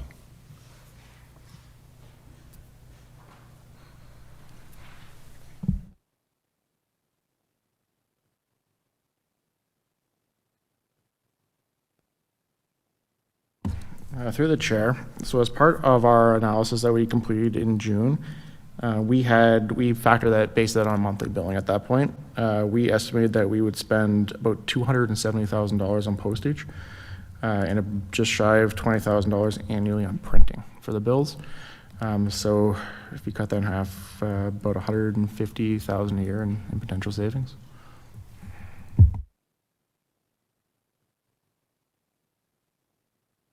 Councillor Huffman. Thank you, Chair. Through you to Rob, I just wanted to clarify, people are caught up in terms of the bi-monthly, not bi-monthly, whatever, yeah, every 2 months. But there is equal billing, right? Okay, thank you. Thank you. Councillor Van Passen. Yes, thanks, Mr. Chairman. See, I think, again, this is one of these ones that was my fault, because last summer I brought that up, that I had suggested quarterly billing, but since you can spread it out, you can pay every month automatically, and the quarterly billing just straightens it out, whether you owe a little bit more or a little bit less to balance it out. So I think the system is in place. Bi-monthly, I would have went to quarterly myself, but, if the staff think bi-monthly will work, let them do that. And the question of the paper bill surcharge of $2, I'm still annoyed when companies started figuring out that they could just add $2 to say, I'm charging you $2 extra to mail you your bill. I've wrote back to a few of them, I charged them $2 to send them a check too, and that didn't work out for me. But if council doesn't want that, this is the draft policy. If anybody wants to put forward to amend the draft policy and take that out, we are able to do that. We'll just have to figure out at some point, they still need to collect the same amount of money to do the work and all those things, so it'll get added into the budget one way or the other. So if you don't like it, make a motion to take it out.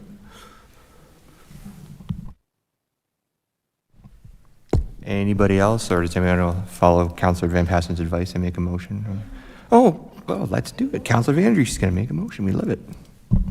I'd like to make the motion that we would consider the billing or e-billing. Okay, wait a minute. We're going to e-billing, of which is the recommendation, if it would be considered for those who are unable to make an application to be able to be granted that they have paper billing. So somehow you can scribe that into a motion, just to add that to the motion that's here, if I can find it.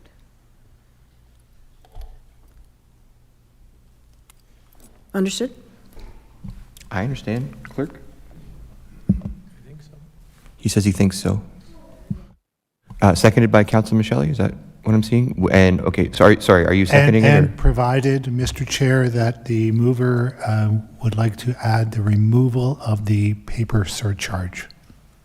Absolutely, thank you very much. Okay, so it's moved and seconded, and the clerk has it. Any debate? Mayor Martin. I'm not opposed, thanks, Mr. Chair, through you.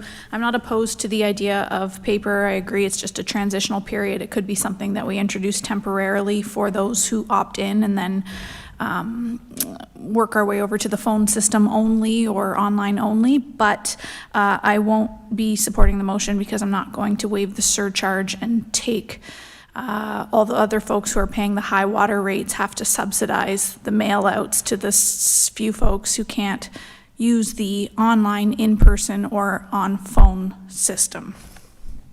And I'd also hope that staff understood earlier that I'd like to see some type of grace period. It's not in that motion, but on the $5 6-day late fee for the first few months. Okay. Any other debate? Yeah, Councillor Duthie. Thank you, Mr. Chair. I'm not going to support this in its current iteration either. It sounds like for different reasons than the mayor. But I don't like that there's if I'm understanding correctly, there's an interest calculation at 1.25% per month, but then also arrears collection reminder fees that are fairly substantial, really, at $10, et cetera, that add up. I just think we're going in the wrong direction here, and I really don't like trying to do both. Again, it feels to me like we're nickel and diming, so I would rather reconsider that part.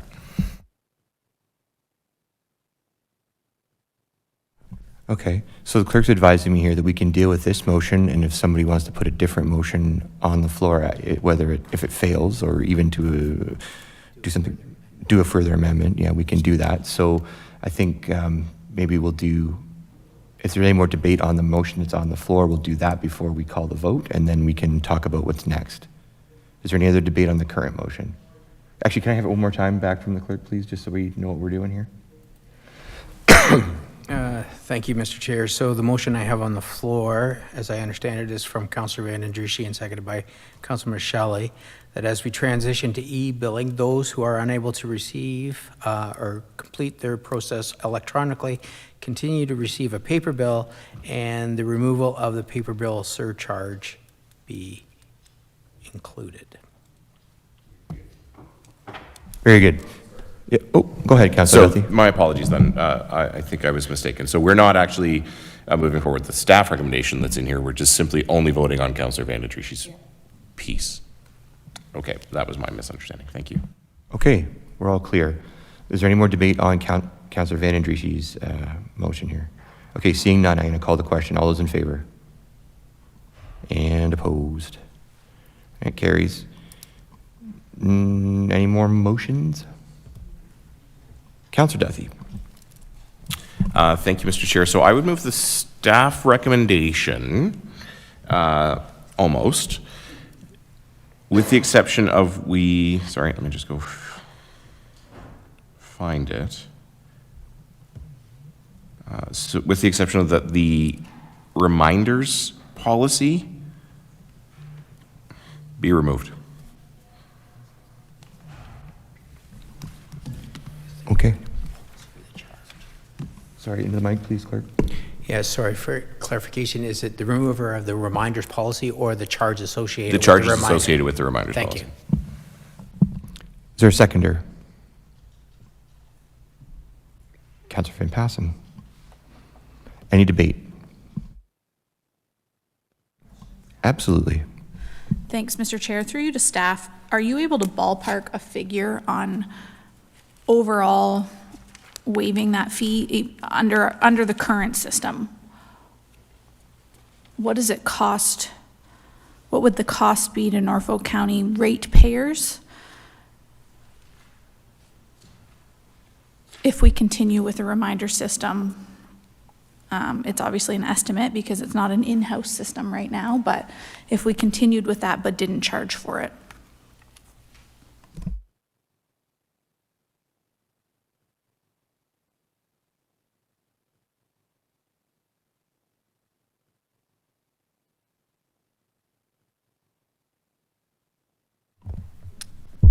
Through the chair, in terms of costing, we had built into the ongoing operations $5,000 annually for like an electronic auto dialer system. In terms of anything else that we would send out, the $10 charge will align with our costs that or the fee that we charge for property taxes currently. And that is designed, again, to be a cost recovery, and, as it recovers the cost of the mailing, obviously, and any of the follow-up work that's associated with that as well. So how often does that $10 go out? What's the cost recovery associated? What's the dollar we anticipate for cost recovery, and then we'll add $5,000 to that for the phone system? Through the chair, I'd have to get back to you in terms of what the actual cost would be of providing it. Like I said, these fees were estimates at this point in terms of we need to fully explore, I guess, what the system, how it's going to be built out, which is why we were planning to bring back a report anyways later on in this year. Unfortunately, I don't necessarily, I guess, have an answer in terms of that. Okay, so through you, Mr. Chair, then before I would be prepared to vote on this, we have a new in-house system that's supposed to cost the ratepayers less money, but we don't know the dollar value associated with cost recovery on late and arrears. I would ask for a deferral, even just until next month or next week, depending on when we could get a ballpark figure. so that we're making sure we're making an informed decision using the stats and facts, which is what we did when we decided to bring the billing in-house. Ms. Fanning, go ahead. Thank you, Councillor, and through you to Mayor Martin. I just wanted to note that the revenue that we were estimating that we would generate from the reminder fees contained in Table 1 is approximately $180,000. So if those fees were removed, then that revenue would not be generated, if that helps to answer your question. It does, but I'm not 100%, I'm not actually trying to drill down specifically on revenue. While I'm not opposed to that, I think a compromise with Councillor Duthie is what is the cost recovery? What is the bare minimum? I agree with trying to create some revenue stream here to put into the rate system, but that's not what Councillor Duthie, I think if I want to meet him in the middle, I need to know what the cost recovery is for Norfolk County so that it's not costing us to eliminate this program, but we're also not overcharging the residents at a tough time. So if that needs to wait, that's okay, but. Yeah, through Councillor Very to Mayor Martin. So those would be, that is our best estimate of cost recovery at this point in time without actually operating the service ourselves. So, we don't generate the service right now. We don't operate it in-house, but at a high level estimate, those are our cost recovery. We'd have to do a deeper dive to be 100% certain or to nail down the details. Okay, so at a high level, we could say it would cost us, it's an estimate, but it would cost Norfolk County ratepayers $185,000 annually because we need to add in the phone system for the arrears system we're keeping, but we're not going to be collecting that 185. So does that not just turn around and increase water rates anyways, because we need to make that dollar value back if we have an in-house system? Yeah, through the chair, yes. So I think we understand what the committee is trying to get at in terms of the cost recovery. So right now, the $10 that's, like I said, is an estimate. It could very well be lower, and it might be lower. We're not setting that rate today. It's just setting, I guess, the principle behind it. Right now, our estimate is $180,000. It could very well, once we determine kind of the full scope of what those look like in terms of processes and procedure perspective and what the system requirements are to do that process, it could very well be less and be in line with what you're suggesting, Mayor.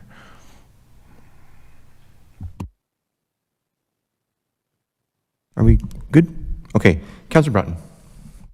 I have a question. I guess maybe I'm off base here, but it's related to what the mayor is getting at. But last I recall, we had about 15,000 residential customers and 1,000 commercial industrial. What is the total arrears and value? I'm not worried about, is there a small number of people that aren't paying their bills? What is the total arrears? Through the chair, I do not have the total arrears amount, but from a tax rolling perspective, which would be indicative of the properties that remain in arrears for 60 days past due, we tax roll about 600 properties a month. That many? Are they the residential mainly? Through the chair, majority of them are residential, correct? Yeah. 600. That tells me we got another problem. Thank you.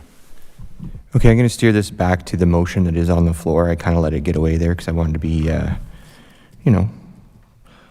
accommodating. So, Clerk, can you please remind us what the motion is? Thank you, Mr. Chair. So I have a motion moved by Councillor Duthie and seconded by Councillor Van Passen that they move the staff report with the exception of the removal of the reminder notice fee. So that's the motion on the floor. Very good. So, Councillor Vanadrishy, you had the next spot. Is it about the motion? Yes, it is. It's Thank about you. Thank you, Mr. Chair, and through you. The reminder fee itself, and you want to charge the $10, why are you not emailing that out? Why do you have to mail it?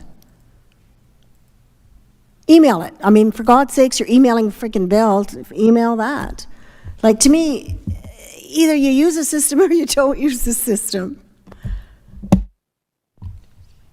Yeah, through the chair, that would be an option. We currently do that with our existing for property taxes, but they, again, need to be signed up in the e-billing system.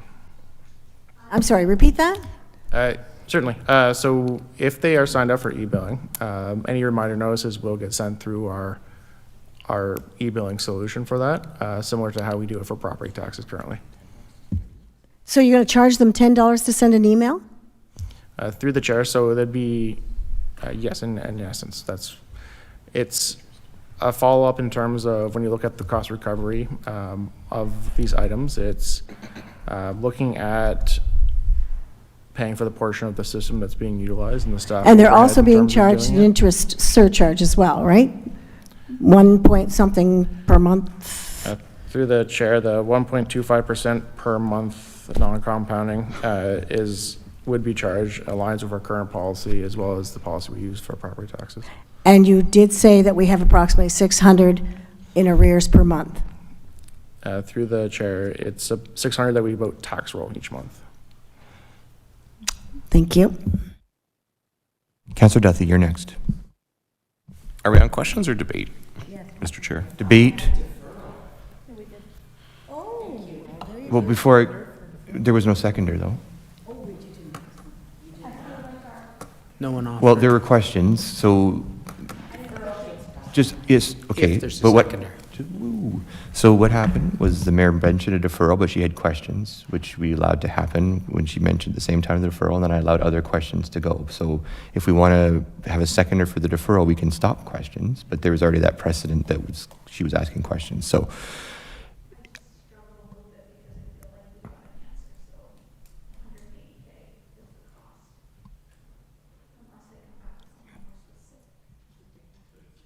okay, so there's a little bit of talking off the mic. So, Mayor, are you going to have, just, whoa, okay, the discussion off the mic we can't do. So, Mayor, are you going to have the deferral motion? Are you still making that motion? Sorry, Mr. Chair, I'm going to be a pain in the butt.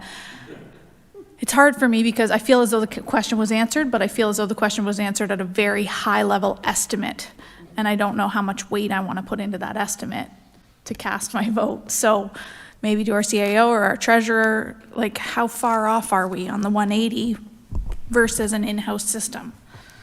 Are we talking 20,000? Are we talking 50,000? Are we talking the salary of an entire FTE to sit there for collections? That makes a difference for me.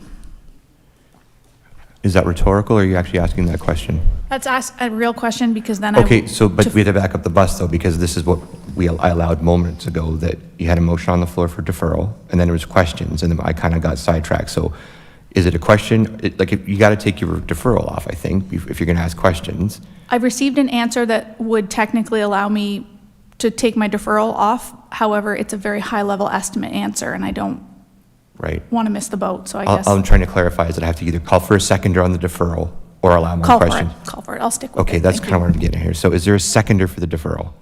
Thank you. I'm going to call that vote. All those in favor of a deferral? 1, 2, 3, 4, 5, 6, and then there we are, deferred. Thank you. No, that was a deferral of Councillor Duthie's motion. So if there's another motion, I suppose we can ask again, correct, clerk? Oh, Treasurer's got a comment, please.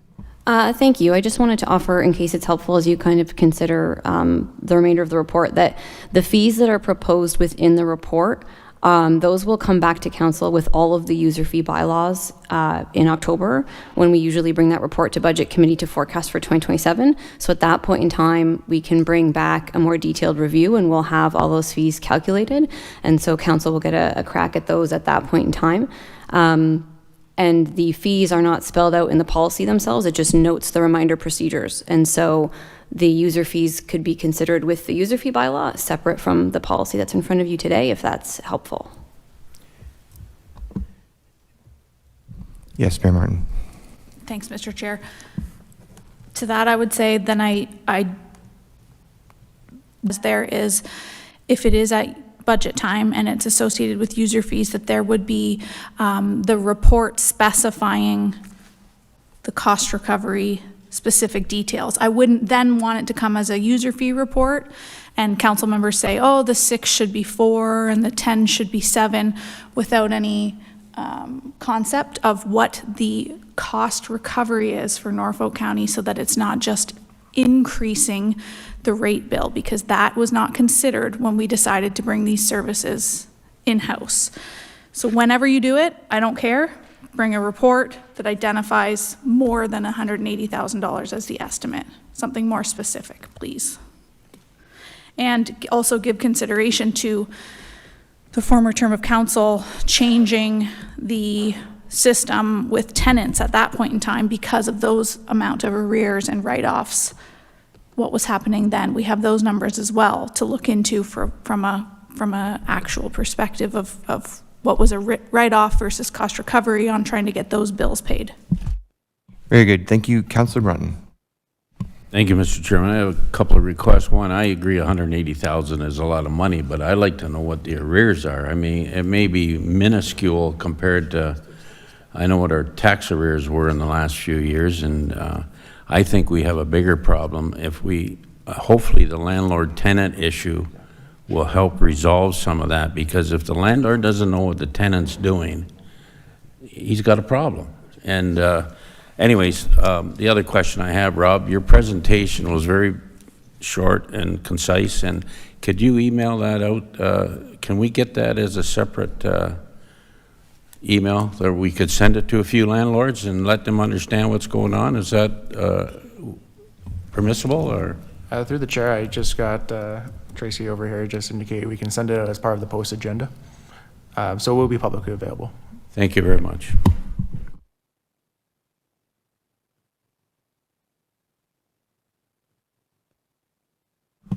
I need a bit of clarity here. So, Mayor Martin, was your deferral on on Councillor Duthie's amendment to the motion, or not motion, adjustments to what was in the staff report, or was it for the whole report? No, just for that portion on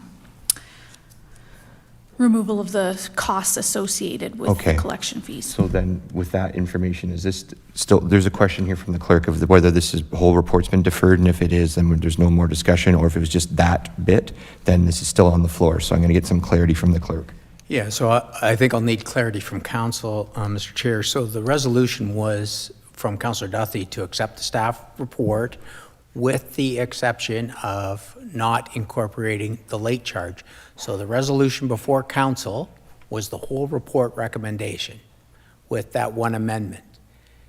That motion was deferred. So the whole staff report has been deferred at this point. Is that clear? So Councillor Huffman is saying that that's what she was seconding or voted for, sorry. Yes, because my understanding was that Councillor Duthie, it was the accepting the staff report, and I felt that we need to defer this, get some solid numbers, and then make an informed decision. I feel we're kind of going down a hole here, and we're making things on the fly. Then we're going to move on. Thank you. We have 8.2.2, Norfolk County 2026 SWIFT Board Member Representation, CS 26008. Tracy Rodriguez is our Deputy Clerk. Would you like to introduce the report?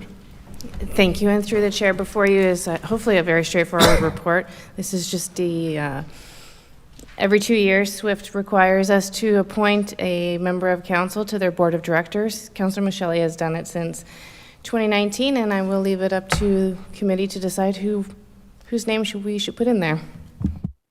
Councillor Huffman. If he would be so willing, I would like to nominate Councillor Michelle to continue his tenure with the SWIFT board. Controversial. Is there a seconder? Everybody. Okay. Okay, seeing that, Councillor Michelle, did you want to have anything to say about it, or? Thank you very much, Mr. Chair, and thank you, Council, for your support. I'm just kind of reminded that one of the guiding principles of this whole SWIFT project was that if people don't have access to adequate broadband service, they are not able to participate in the broader economy. And the SWIFT program has kind of evolved from the 1.0, where we had the Norfolk County projects, which are now completed, but SWIFT 2.0 is now going to focus on serving all of those hard to reach and hard to serve areas throughout southwestern Ontario, but also in Norfolk County. So I am happy to continue to serve on the SWIFT board with a view to making sure that all of Norfolk County's residents have high-speed internet. Thank you. Very good. Councillor Van Andrieschie. Tom, I addressed this question to you. When will I get high-speed internet? Councillor Van Andrieschie, I anticipate, honestly, that you will have it by the end of this calendar year. And I, frankly, will look into that. I have also received some other requests from people, which, by the way, is not part of the SWIFT mandate. Norfolk County did fund a internet broadband initiative with Rogers Communications, and they have been a little bit slow in fulfilling their promises in some of our rural areas. So, and one of the advantages of being on the SWIFT board is I have a lot of contacts with those internet providers. So, I'm hopeful that by the end of this year you will have it. Thank you for asking. Okay. I'm going to call the question then. All in favor?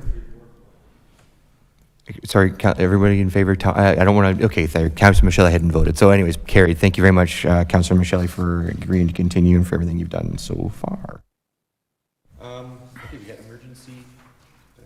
No, emergency and social services, Office of the Chief Administrative Officer, 8.5.1, providing an alternate. Oh, sorry, I'm being asked for a break, so we're going to do that. We'll do 10 minutes break.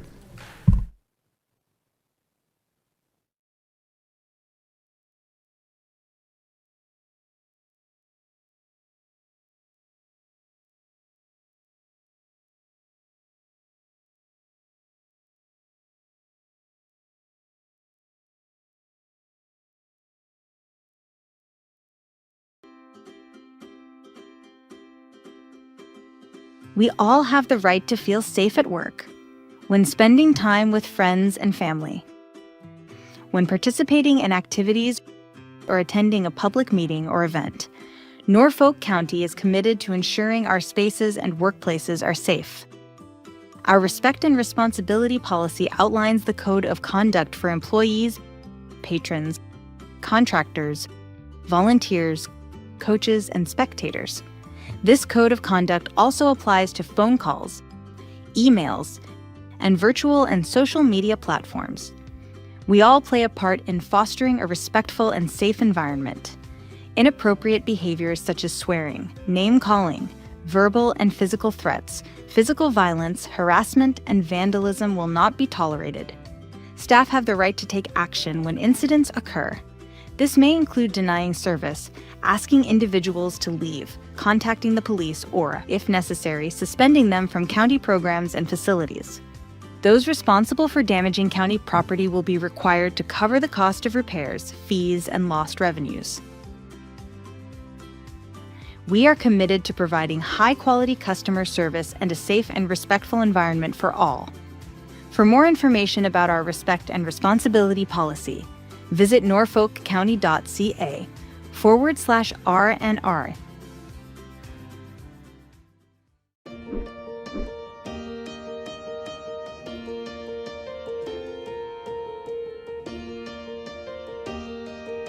Hi, I'm Lisa, and I'm excited to take you behind the scenes to meet Norfolk County's aquatics team in action. I think the people are what make the job. I think working with the people that I do, we're a great team. We work really well together. That makes a positive work environment. That makes a positive work for the public as well. They see that we work well together, and I think that benefits them as well. I still love coming here every day. It's an exciting job. It's always different. You're always doing new things. Being part of our team offers staff the opportunity to develop essential skills in lifeguarding, teaching swimming lessons, customer service, first aid, and of course, teamwork. I think swimming in general is a really great skill to have from a very young age, so being a part of children learning how to swim is super important to me. It's a really rewarding process to see them go from not the greatest swimmer to a better or great swimmer.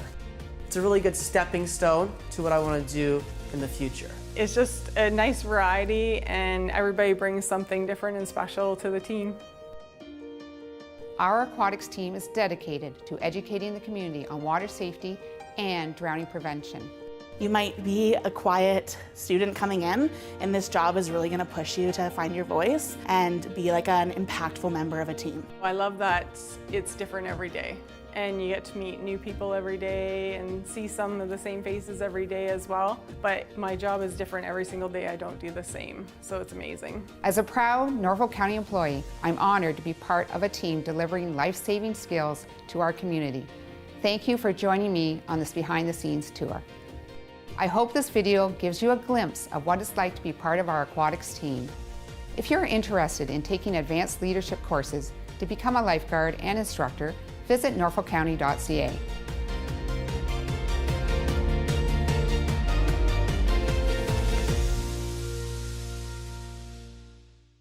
Hey Norfolk County! Whether you're a longtime resident, new to the area, or simply visiting, do you know about the many services provided by Norfolk County? As a single-tier municipality, we provide services that our community uses every day, including water and fire protection, curbside garbage and recycling, road and sidewalk maintenance, and so much more. We also provide services needed at unique times in life, such as a marriage or business license, or a dog tag for your new companion. And the unique geographic features in Norfolk County, from farmland and forests to lakes and wetlands, means we also provide specialized services ranging from drainage applications to tree inspections. Wondering how to contact Norfolk County? Start with Service Norfolk. Our friendly team of agents is here to help. Reach us by phone at 519-426-5870 or 226-NORFOLK from 8:30 to 4:30, Monday to Friday. Calling about an issue after hours? No problem. We have you covered. Prefer online? Email askus@norfolkcounty.ca anytime, or use our customer service portal at service.norfolkcounty.ca and get a reply right to your email inbox. Want to visit us in person? Come to one of our friendly customer service counters in Simcoe, Monday to Friday, or Delhi, Tuesday to Thursday. Service Norfolk, connecting you to Norfolk County services. Meet Captain Clean, the toilet paper superhero, here to protect Norfolk County's pipes and keep everything flowing smoothly. Remember, only flush the 3 Ps: pee, poop, and toilet paper. Flushing anything else can cause big trouble. Things like wipes, hair, or grease can create sewer blockages. These blockages restrict flow, combine with other debris, and cause costly damage, overflow, and even water pollution. By sticking to the 3 Ps, you can help prevent clogs, reduce repair costs, and keep our water clean. For items you can't flush, proper disposal is key. Throw regular waste in the garbage. Do not believe claims on packaging that products are flushable. Take it from Captain Clean, they are not. Household hazardous waste can be dropped off at Norfolk's temporary depots during spring and fall. For things like medication and sharps disposal, take them to your local pharmacy or the health unit. And remember, grease belongs in the trash, but let it cool and store it first. Don't pour it down the drain. Be a flushing hero like Captain Clean. Together we can protect our pipes, our homes, and the environment. Remember, only flush the 3 Ps. Norfolk County is counting on you.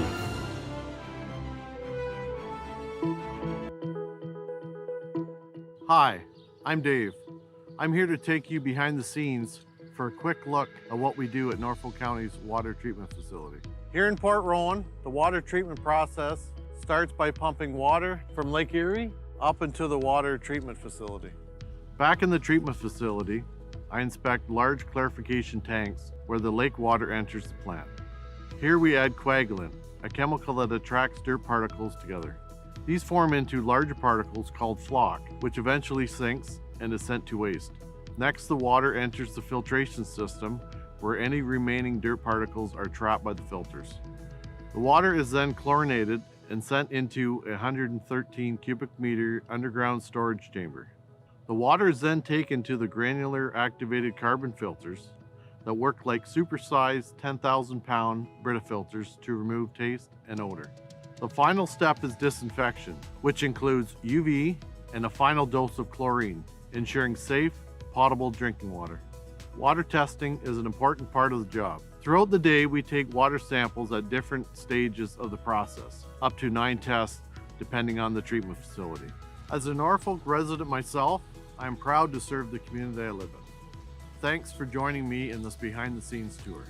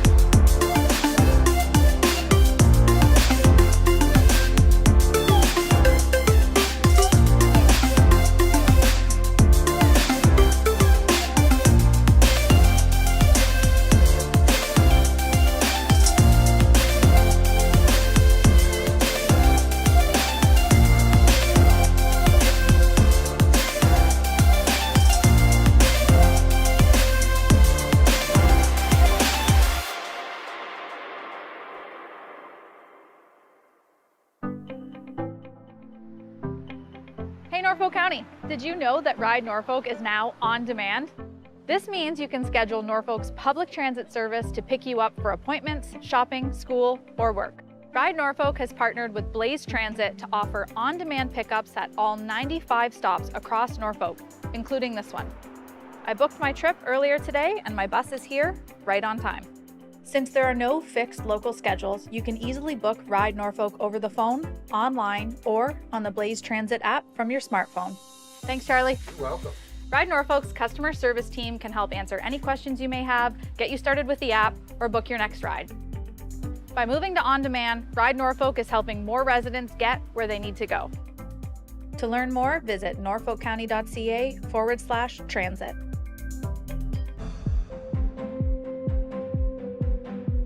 Hi, I'm Marissa, and I'm here to take you behind the scenes for a quick look at what we do at Norfolk County's waste and recycling operations. Here at the transfer station in Simcoe, residents can bring a variety of waste materials for disposal. Norfolk operates 2 transfer stations welcoming about 27,000 customers every year and accepts material ranging from bulky items, wood, metal, and yard waste. Norfolk also provides curbside waste programs. Recycling from your home arrives at this facility where it is manually sorted by the type of material. You can see why it's important to separate materials into the correct bin, rinse recyclables, and remove items from bags. This facility processes 4,600 metric tons per year. That's equal to about 20 tons per day. Once items are sorted by material type, they are baled and ready to be shipped across North America to be made into new material. About 8 to 10% of the material that arrives here shouldn't have been put in the recycling bin. Residents can use our Recycle Coach app to confirm if an item can be recycled. After seeing how waste is handled, I hope this video helps show why rinsing and sorting your recyclables are important steps in the recycling process. As a Norfolk County employee, I am proud to serve the community I was raised in. Thanks for joining me on this behind-the-scenes tour. This summer, discover the hidden gem of Norfolk County, Ontario's Garden.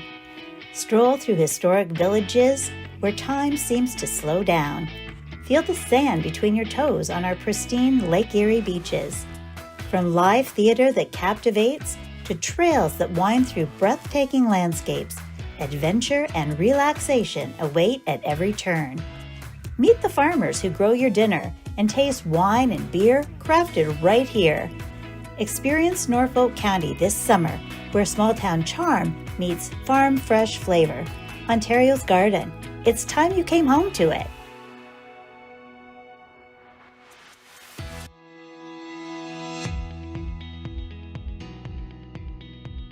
Hey Norfolk County, I'm Chris, and I'm here to take you behind the scenes to show you how Norfolk County manages stormwater in our towns and communities. Stormwater isn't just rain or melted snow. It's any excess water that runs off hard surfaces like roads, driveways, and rooftops. But where does that water go? And why is managing it important? Norfolk's stormwater systems include pipes, ditches, catch basins, and ponds that work together to manage this runoff. Stormwater systems like ponds slow the flow and allow dirt and pollutants to settle and release cleaner water into the environment. Without proper management, stormwater can flood basements, damage roads, and carry contaminants like oil, garbage, and salt into our rivers and lakes. That's why Norfolk County created a dedicated stormwater team in 2024 to better understand and maintain what we already have while planning for the future. This stormwater pond in Port Dover helps to reduce flooding and improve water quality. Over time, sediment and pollutants build up within storm ponds, limiting their ability to hold water. This creates an ideal environment for algae and invasive plants like Phragmites to flourish. This fast growth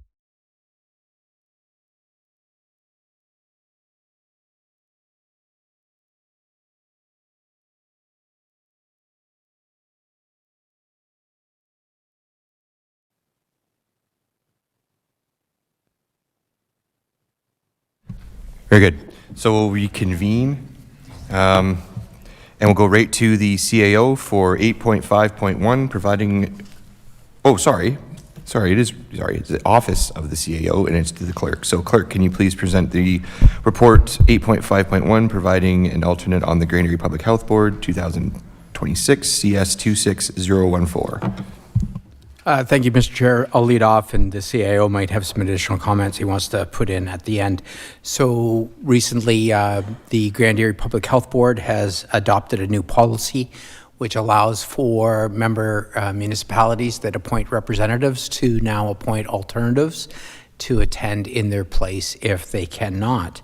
So the report is before you to consider adding one or more alternates to attend in the place of our members if it is known that they are going to be absent from a meeting or meetings.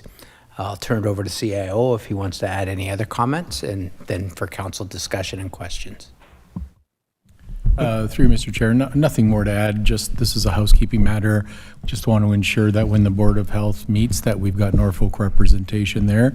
We've got 2 seats on the board, and we want to make sure that we've always got representation in the event that one of the board members cannot attend. Okay, thank you. So just so I'm clear, so we are appointing today, correct? Okay, so I guess, so just to clarify, I'm sorry, do I need to move it for this staff recommendation or just call for nominations? You could ask, so any nominations today will have to be confirmed at council on the 27th, but you can call for names to come forward and council in committee to recommend those to council for approval on the 27th. Yes, but do I have to pass this recommendation first, or can we just go right to it is what I'm asking? You can pass in either order you choose. So you can pass that recommendation. Okay, let's pass the recommendation first. Councillor Huffman, are you moving? No, through you, Chair, I just want to make note that there are some times when the meeting for the Board of Health falls on the same day and time as the OPP Detachment Board meeting. So I will leave the OPP Detachment Board meeting and hop online for the rest of the Board of Health meeting. So if we're going to consider that as missing a meeting, or we need a replacement, then that would negate Councillor Veery, Councillor Van den Rishi from being a part of it because they're on the OPP Detachment Board. I just wanted to make that note before we got into the throw of things. Well, rats. Okay, so then I will ask for a mover on the recommendation. If that's okay, then we'll get that and then we'll do the nomination. So Councillor Huffman and Mayor Martin, seconds. Any more clarification or debate on that? Okay, seeing none, all in favor? Thank you very much. Now I guess I'll open it for nominations then if we're going to appoint today.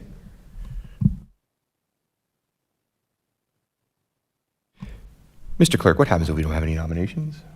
It'll be before you as an item on your January 27th agenda.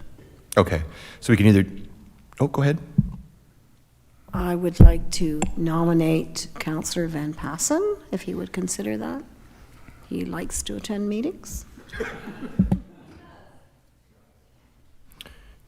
Remind me, Clerk, do we need a seconder for a nomination, or does he have to accept? I think he just has to accept, Mr. Chair. Councillor Van Passen. Thank you, Mr. Chairman. I just did have a little chat recently with the mayor about this, but as of last Wednesday, Councillor Brunton is now the chair of the LPRCA, and I am the vice chair of the LPRCA. And if you've been reading the background reports lately, the conservation authorities are having a little bit of a discussion with the province over a certain amalgamation proposal. And I do believe my duties with the LPRCA might be a little bit of a strain on my time. So I would respectfully decline the nomination to sit on as an alternate for the Grand Erie Public Health. We're dropping like flies. Is there any other nomination? Because we can deal with it next week, or 2 weeks, sorry, if we'd rather do that and you want to give it a think, we can wait, or we can do it today. Yes, Mayor. Happy to wait, Mr. Chair, if no one else is eager to jump at it. I would just also add in the waiting period to give some consideration to the fact that there will be a lot of work to be done as well at Grand Erie Public Health with merger funding discussions, as well as looking at the structure. We've merged now 2 health units into one, and we'll need to find our go-forward structure to serve the community over the years. So a lot of good, exciting work happening there as well. If any of that piques anyone's interest, we can pick that up in January, but just give consideration to a lot of good, heavy budget decisions and discussions. I think Councilor Michelli has an idea. Yeah, thank you, Mr. Chair.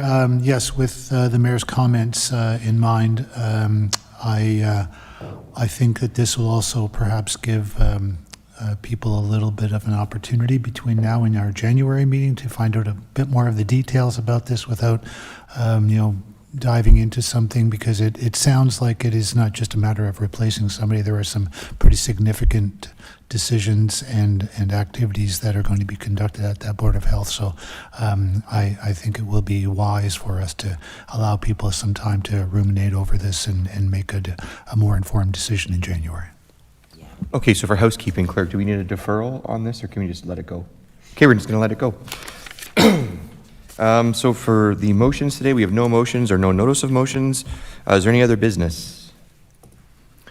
Okay, seeing none, any announcement? Oh, yes, Councillor Huffman. Thank you, Chair. My apologies, but I was just wondering if staff could answer this question for me. We currently, under our snow removal policy, are meeting provincial minimum standards. What are the levels of I want to say standard of care. I can't think of the right word, so go ahead. Through the chair, that might be something that's tough to wrap into just a quick answer like this. I mean, we do have our budget coming up where we'll be talking quite a bit about our winter control process, but yes, council adopted us to meet minimum maintenance standards. That is different depending on the classification of roadway.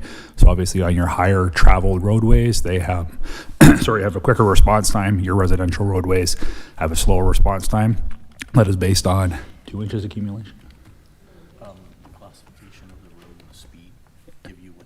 But for our residential roads I'd have to look into our chart. It's all laid out in our chart, which I can quickly summarize for the group here. But I anticipated, because of the early winter we had, this would be a big part of our budget discussion next week for the Public Works group. So Devin is already pulling together some stats on money spent and our response times. Perfect. That's exactly what I was kind of gearing up for in terms of making sure that I had some answers and I's were dotted and T's were crossed. I figured we'd be coming across this.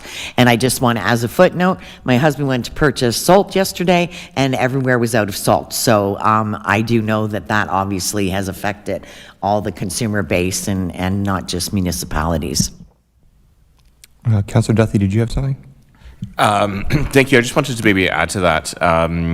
Mr. Hunter, our Director of Roads, did do a presentation on this to us about a year or so ago. I was just able to find it in my inbox, so I will forward it around to everybody because it does talk about what the minimum maintenance standards are based on the classification of road. Yeah, it's in the chart, so I'll forward it on. Councillor Van Trici, go ahead. Thank you, Mr. Chair, and through you. Just speaking about the salt situation, if we could get an update, because I was listening to the news the other day, and it seemed like they were going to start mining a little heavier for the salt. Through the chair, certainly that will also be part of our update next week, but I can tell you we just did receive a shipment, so we are fairly well stocked in our yards. And then with our combination of sand and salt application, we are looking in pretty good shape right now. But we will give a more comprehensive update next week. Very good. Any other business? Okay, any announcements? Oh, sorry, Heidi had other business. I'm sorry, yep. Thank you, Mr. Chair. Through you to Council, I do have an update from staff in response to Councillor Huffman's earlier question about occupancy at the Star Motel. So there are 14 rooms at the Star Motel. There are currently 2 vacancies, plus there is a vacancy in the out of the cold room, which is the room that the OPP is able to place people in the after hours who are in crisis, and then staff complete a full intake with them the next day. And staff are indicating that that is a fairly standard level of occupancy at that location. Very good. Any announcements? Seeing none.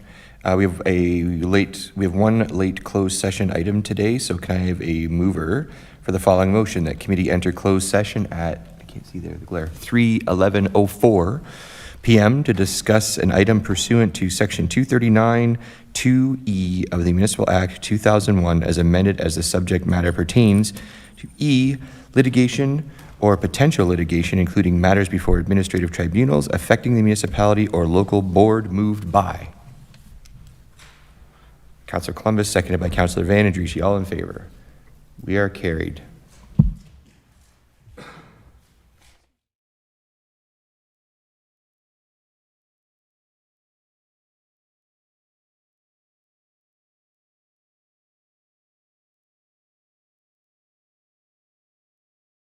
Species can block out the flow of water and crowd out native vegetation, reducing the habitat that local wildlife depends on. To restore this pond, we're removing the excess sediment and transporting it to a licensed site. We're also clearing invasive plants, reshaping the pond's banks, and upgrading the outlet that controls the flow of water. This work will improve water quality, allow the pond to hold more water, reduce flooding risks, and provide a healthier habitat for plants and wildlife. Stormwater management isn't just about what you see on the surface. It's also about the infrastructure underground. We use special tools to locate, map, and inspect the pipes and infrastructure that connect the ponds to the wider stormwater system. This helps us to understand how water moves through our communities and identify issues that need our attention. It's likely that you or someone that you know has been impacted by flooding, erosion, or drainage issues. All of that connects back to stormwater. Stormwater management isn't just about pipes and ponds. It's about protecting the communities and the nature that surrounds us. As Norfolk County grows, so does our responsibility to manage stormwater, and that's our job. With smart planning, hard work, and community support, we're building a cleaner, safer, and more resilient future together.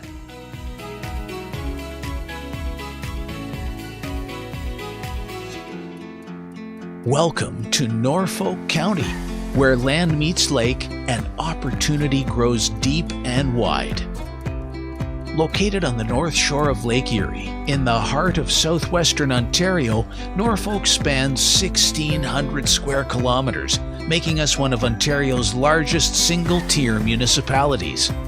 Our roots run deep in agriculture, food production, and advanced manufacturing, industries that shaped our past and are powering Ontario's future economy. Home to over 70,000, we are bold, diverse, and fiercely local. From Port Dover to Long Point, our folks are putting down roots, sometimes in sand, sometimes in soil, but always in a place they're proud to call home.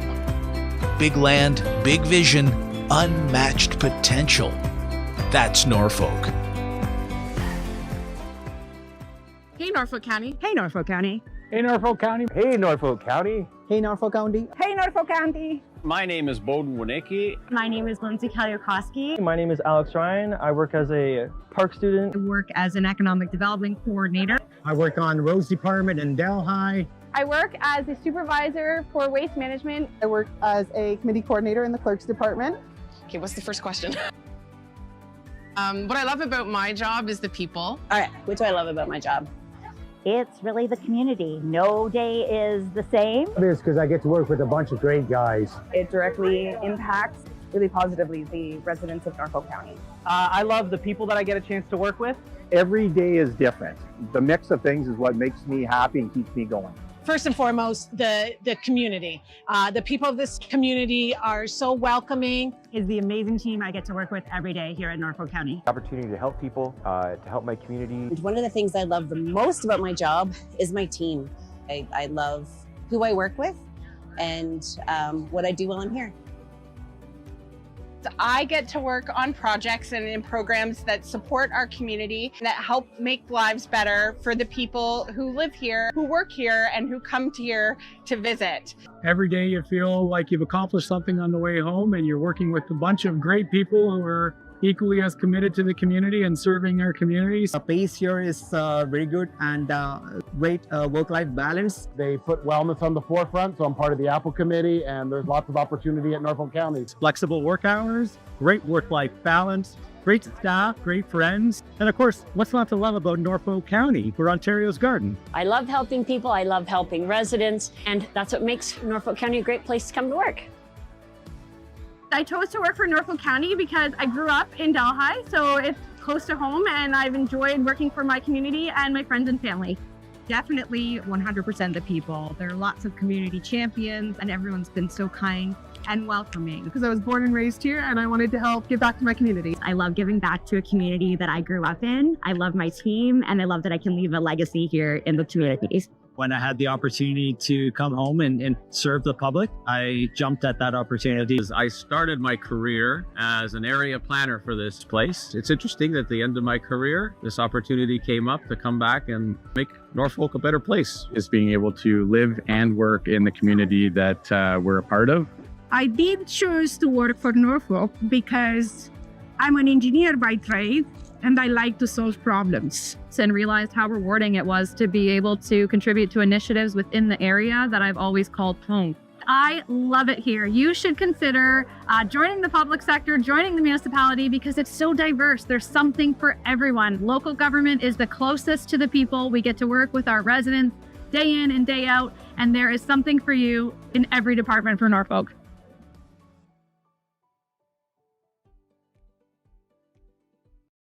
Hey, Norfolk County. Do you know how your property taxes are spent? Let's take a look together. First, we need to start with Norfolk County's budget.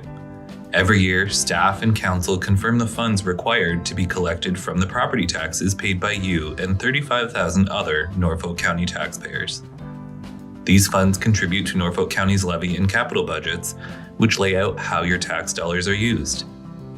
The capital budget is also funded by the rate budget, the funds paid by residents known as ratepayers for water and wastewater services through their monthly water bill. The levy budget is used to deliver programs and services for residents ranging from emergency services like fire and EMS, waste services like garbage collection, recreation services like arenas, trails, and parks, maintenance services like snow removal and road repair, and human services like homelessness prevention and health education programs. Our levy budget also supports our libraries and museums, administrative services for council, and the many staff who keep Norfolk County operating. Services like recreation programs for children, adults, and seniors, and our Ride Norfolk transit program are also paid for with property taxes and supplemented by user fees. And across Ontario, a portion of each resident's property tax bill goes to our local school boards. About a third of the property taxes collected are allocated to the capital budget or reserves for future capital spending, which includes other funding sources like the federal and provincial government, reserve funds, grants, debt, and development charges, as well as funds from the rate budget. Together, the capital budget goes toward longer-term projects, such as our investments in water and wastewater facilities, as well as building and renewing our parks, roadways, pools, arenas, and other things we use every day. So the next time you hear someone ask, "Where are my property taxes going?" you can tell them to look down, look up, and look forward. Your tax dollars are at work all around you every day.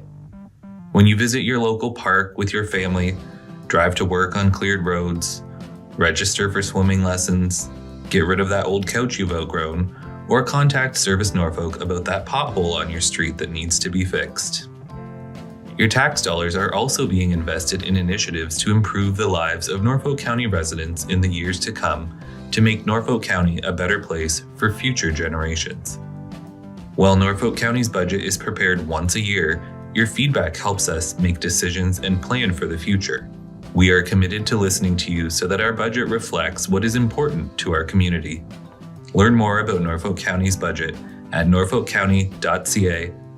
Today we're announcing an exciting partnership with Scotland and Norfolk County Economic Development, and we're transforming transport trailers into mobile ambassadors. We're showcasing Norfolk's story of opportunity, excellence, and quality of life across all of North America, and Scotland is the ideal partner with an amazing logistics network and will help us share our story all across North America.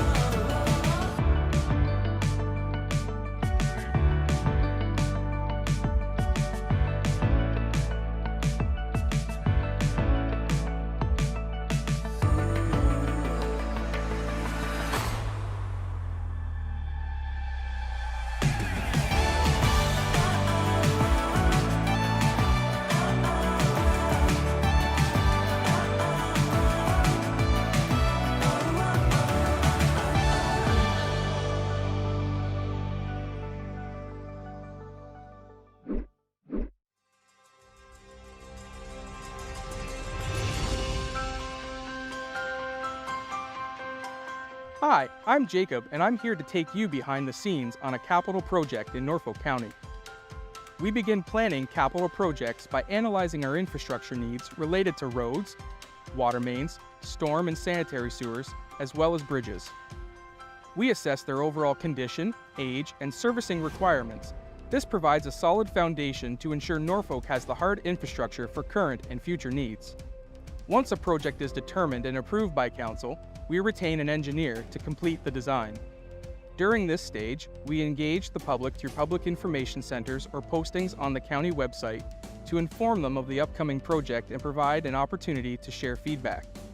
After the design is completed and all approvals are in place, we hire a contractor through a public bidding process. During the construction phase, we track progress, budget, and continue to engage with the public. We also work with other departments to ensure the overall success of the project. Once complete, we report and track any warranty issues for 2 years. We measure a project's success by its ability to enhance infrastructure and positively impact residents.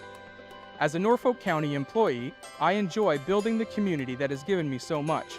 Thank you for taking the time to join me on this behind-the-scenes tour.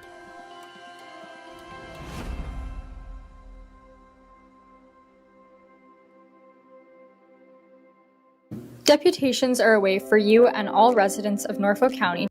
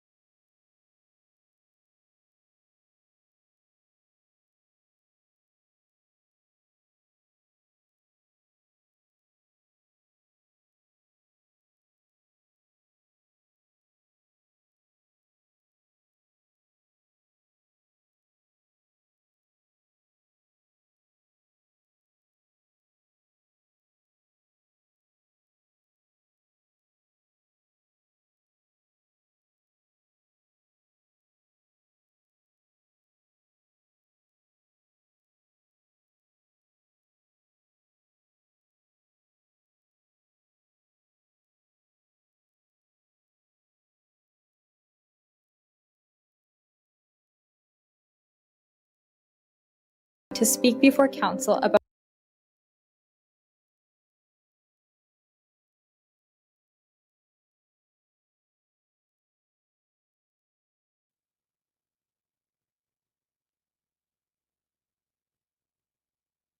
Okay, we're back. Can I get a motion to reconvene in open session at 3:25 p.m.? Councilor Michelli, second by Councilor Vanendrici. All those in favor? Very good. The following matter was addressed in closed session, and the clerk is going to read the motion and tell us what we're doing. Thank you, Mr. Chair. So the council met in closed session to receive a report on insurance and litigation updates, and they received the report for information. So if we could have a motion to that effect, please. Okay, so a motion to accept. Councilor Van Passen, second by Councilor Columbus. All those in favor? Thank you very much. Carried. We will now have a motion to adjourn. Councilor Huffman and Councilor Michelli. All those in favor? Done. See ya.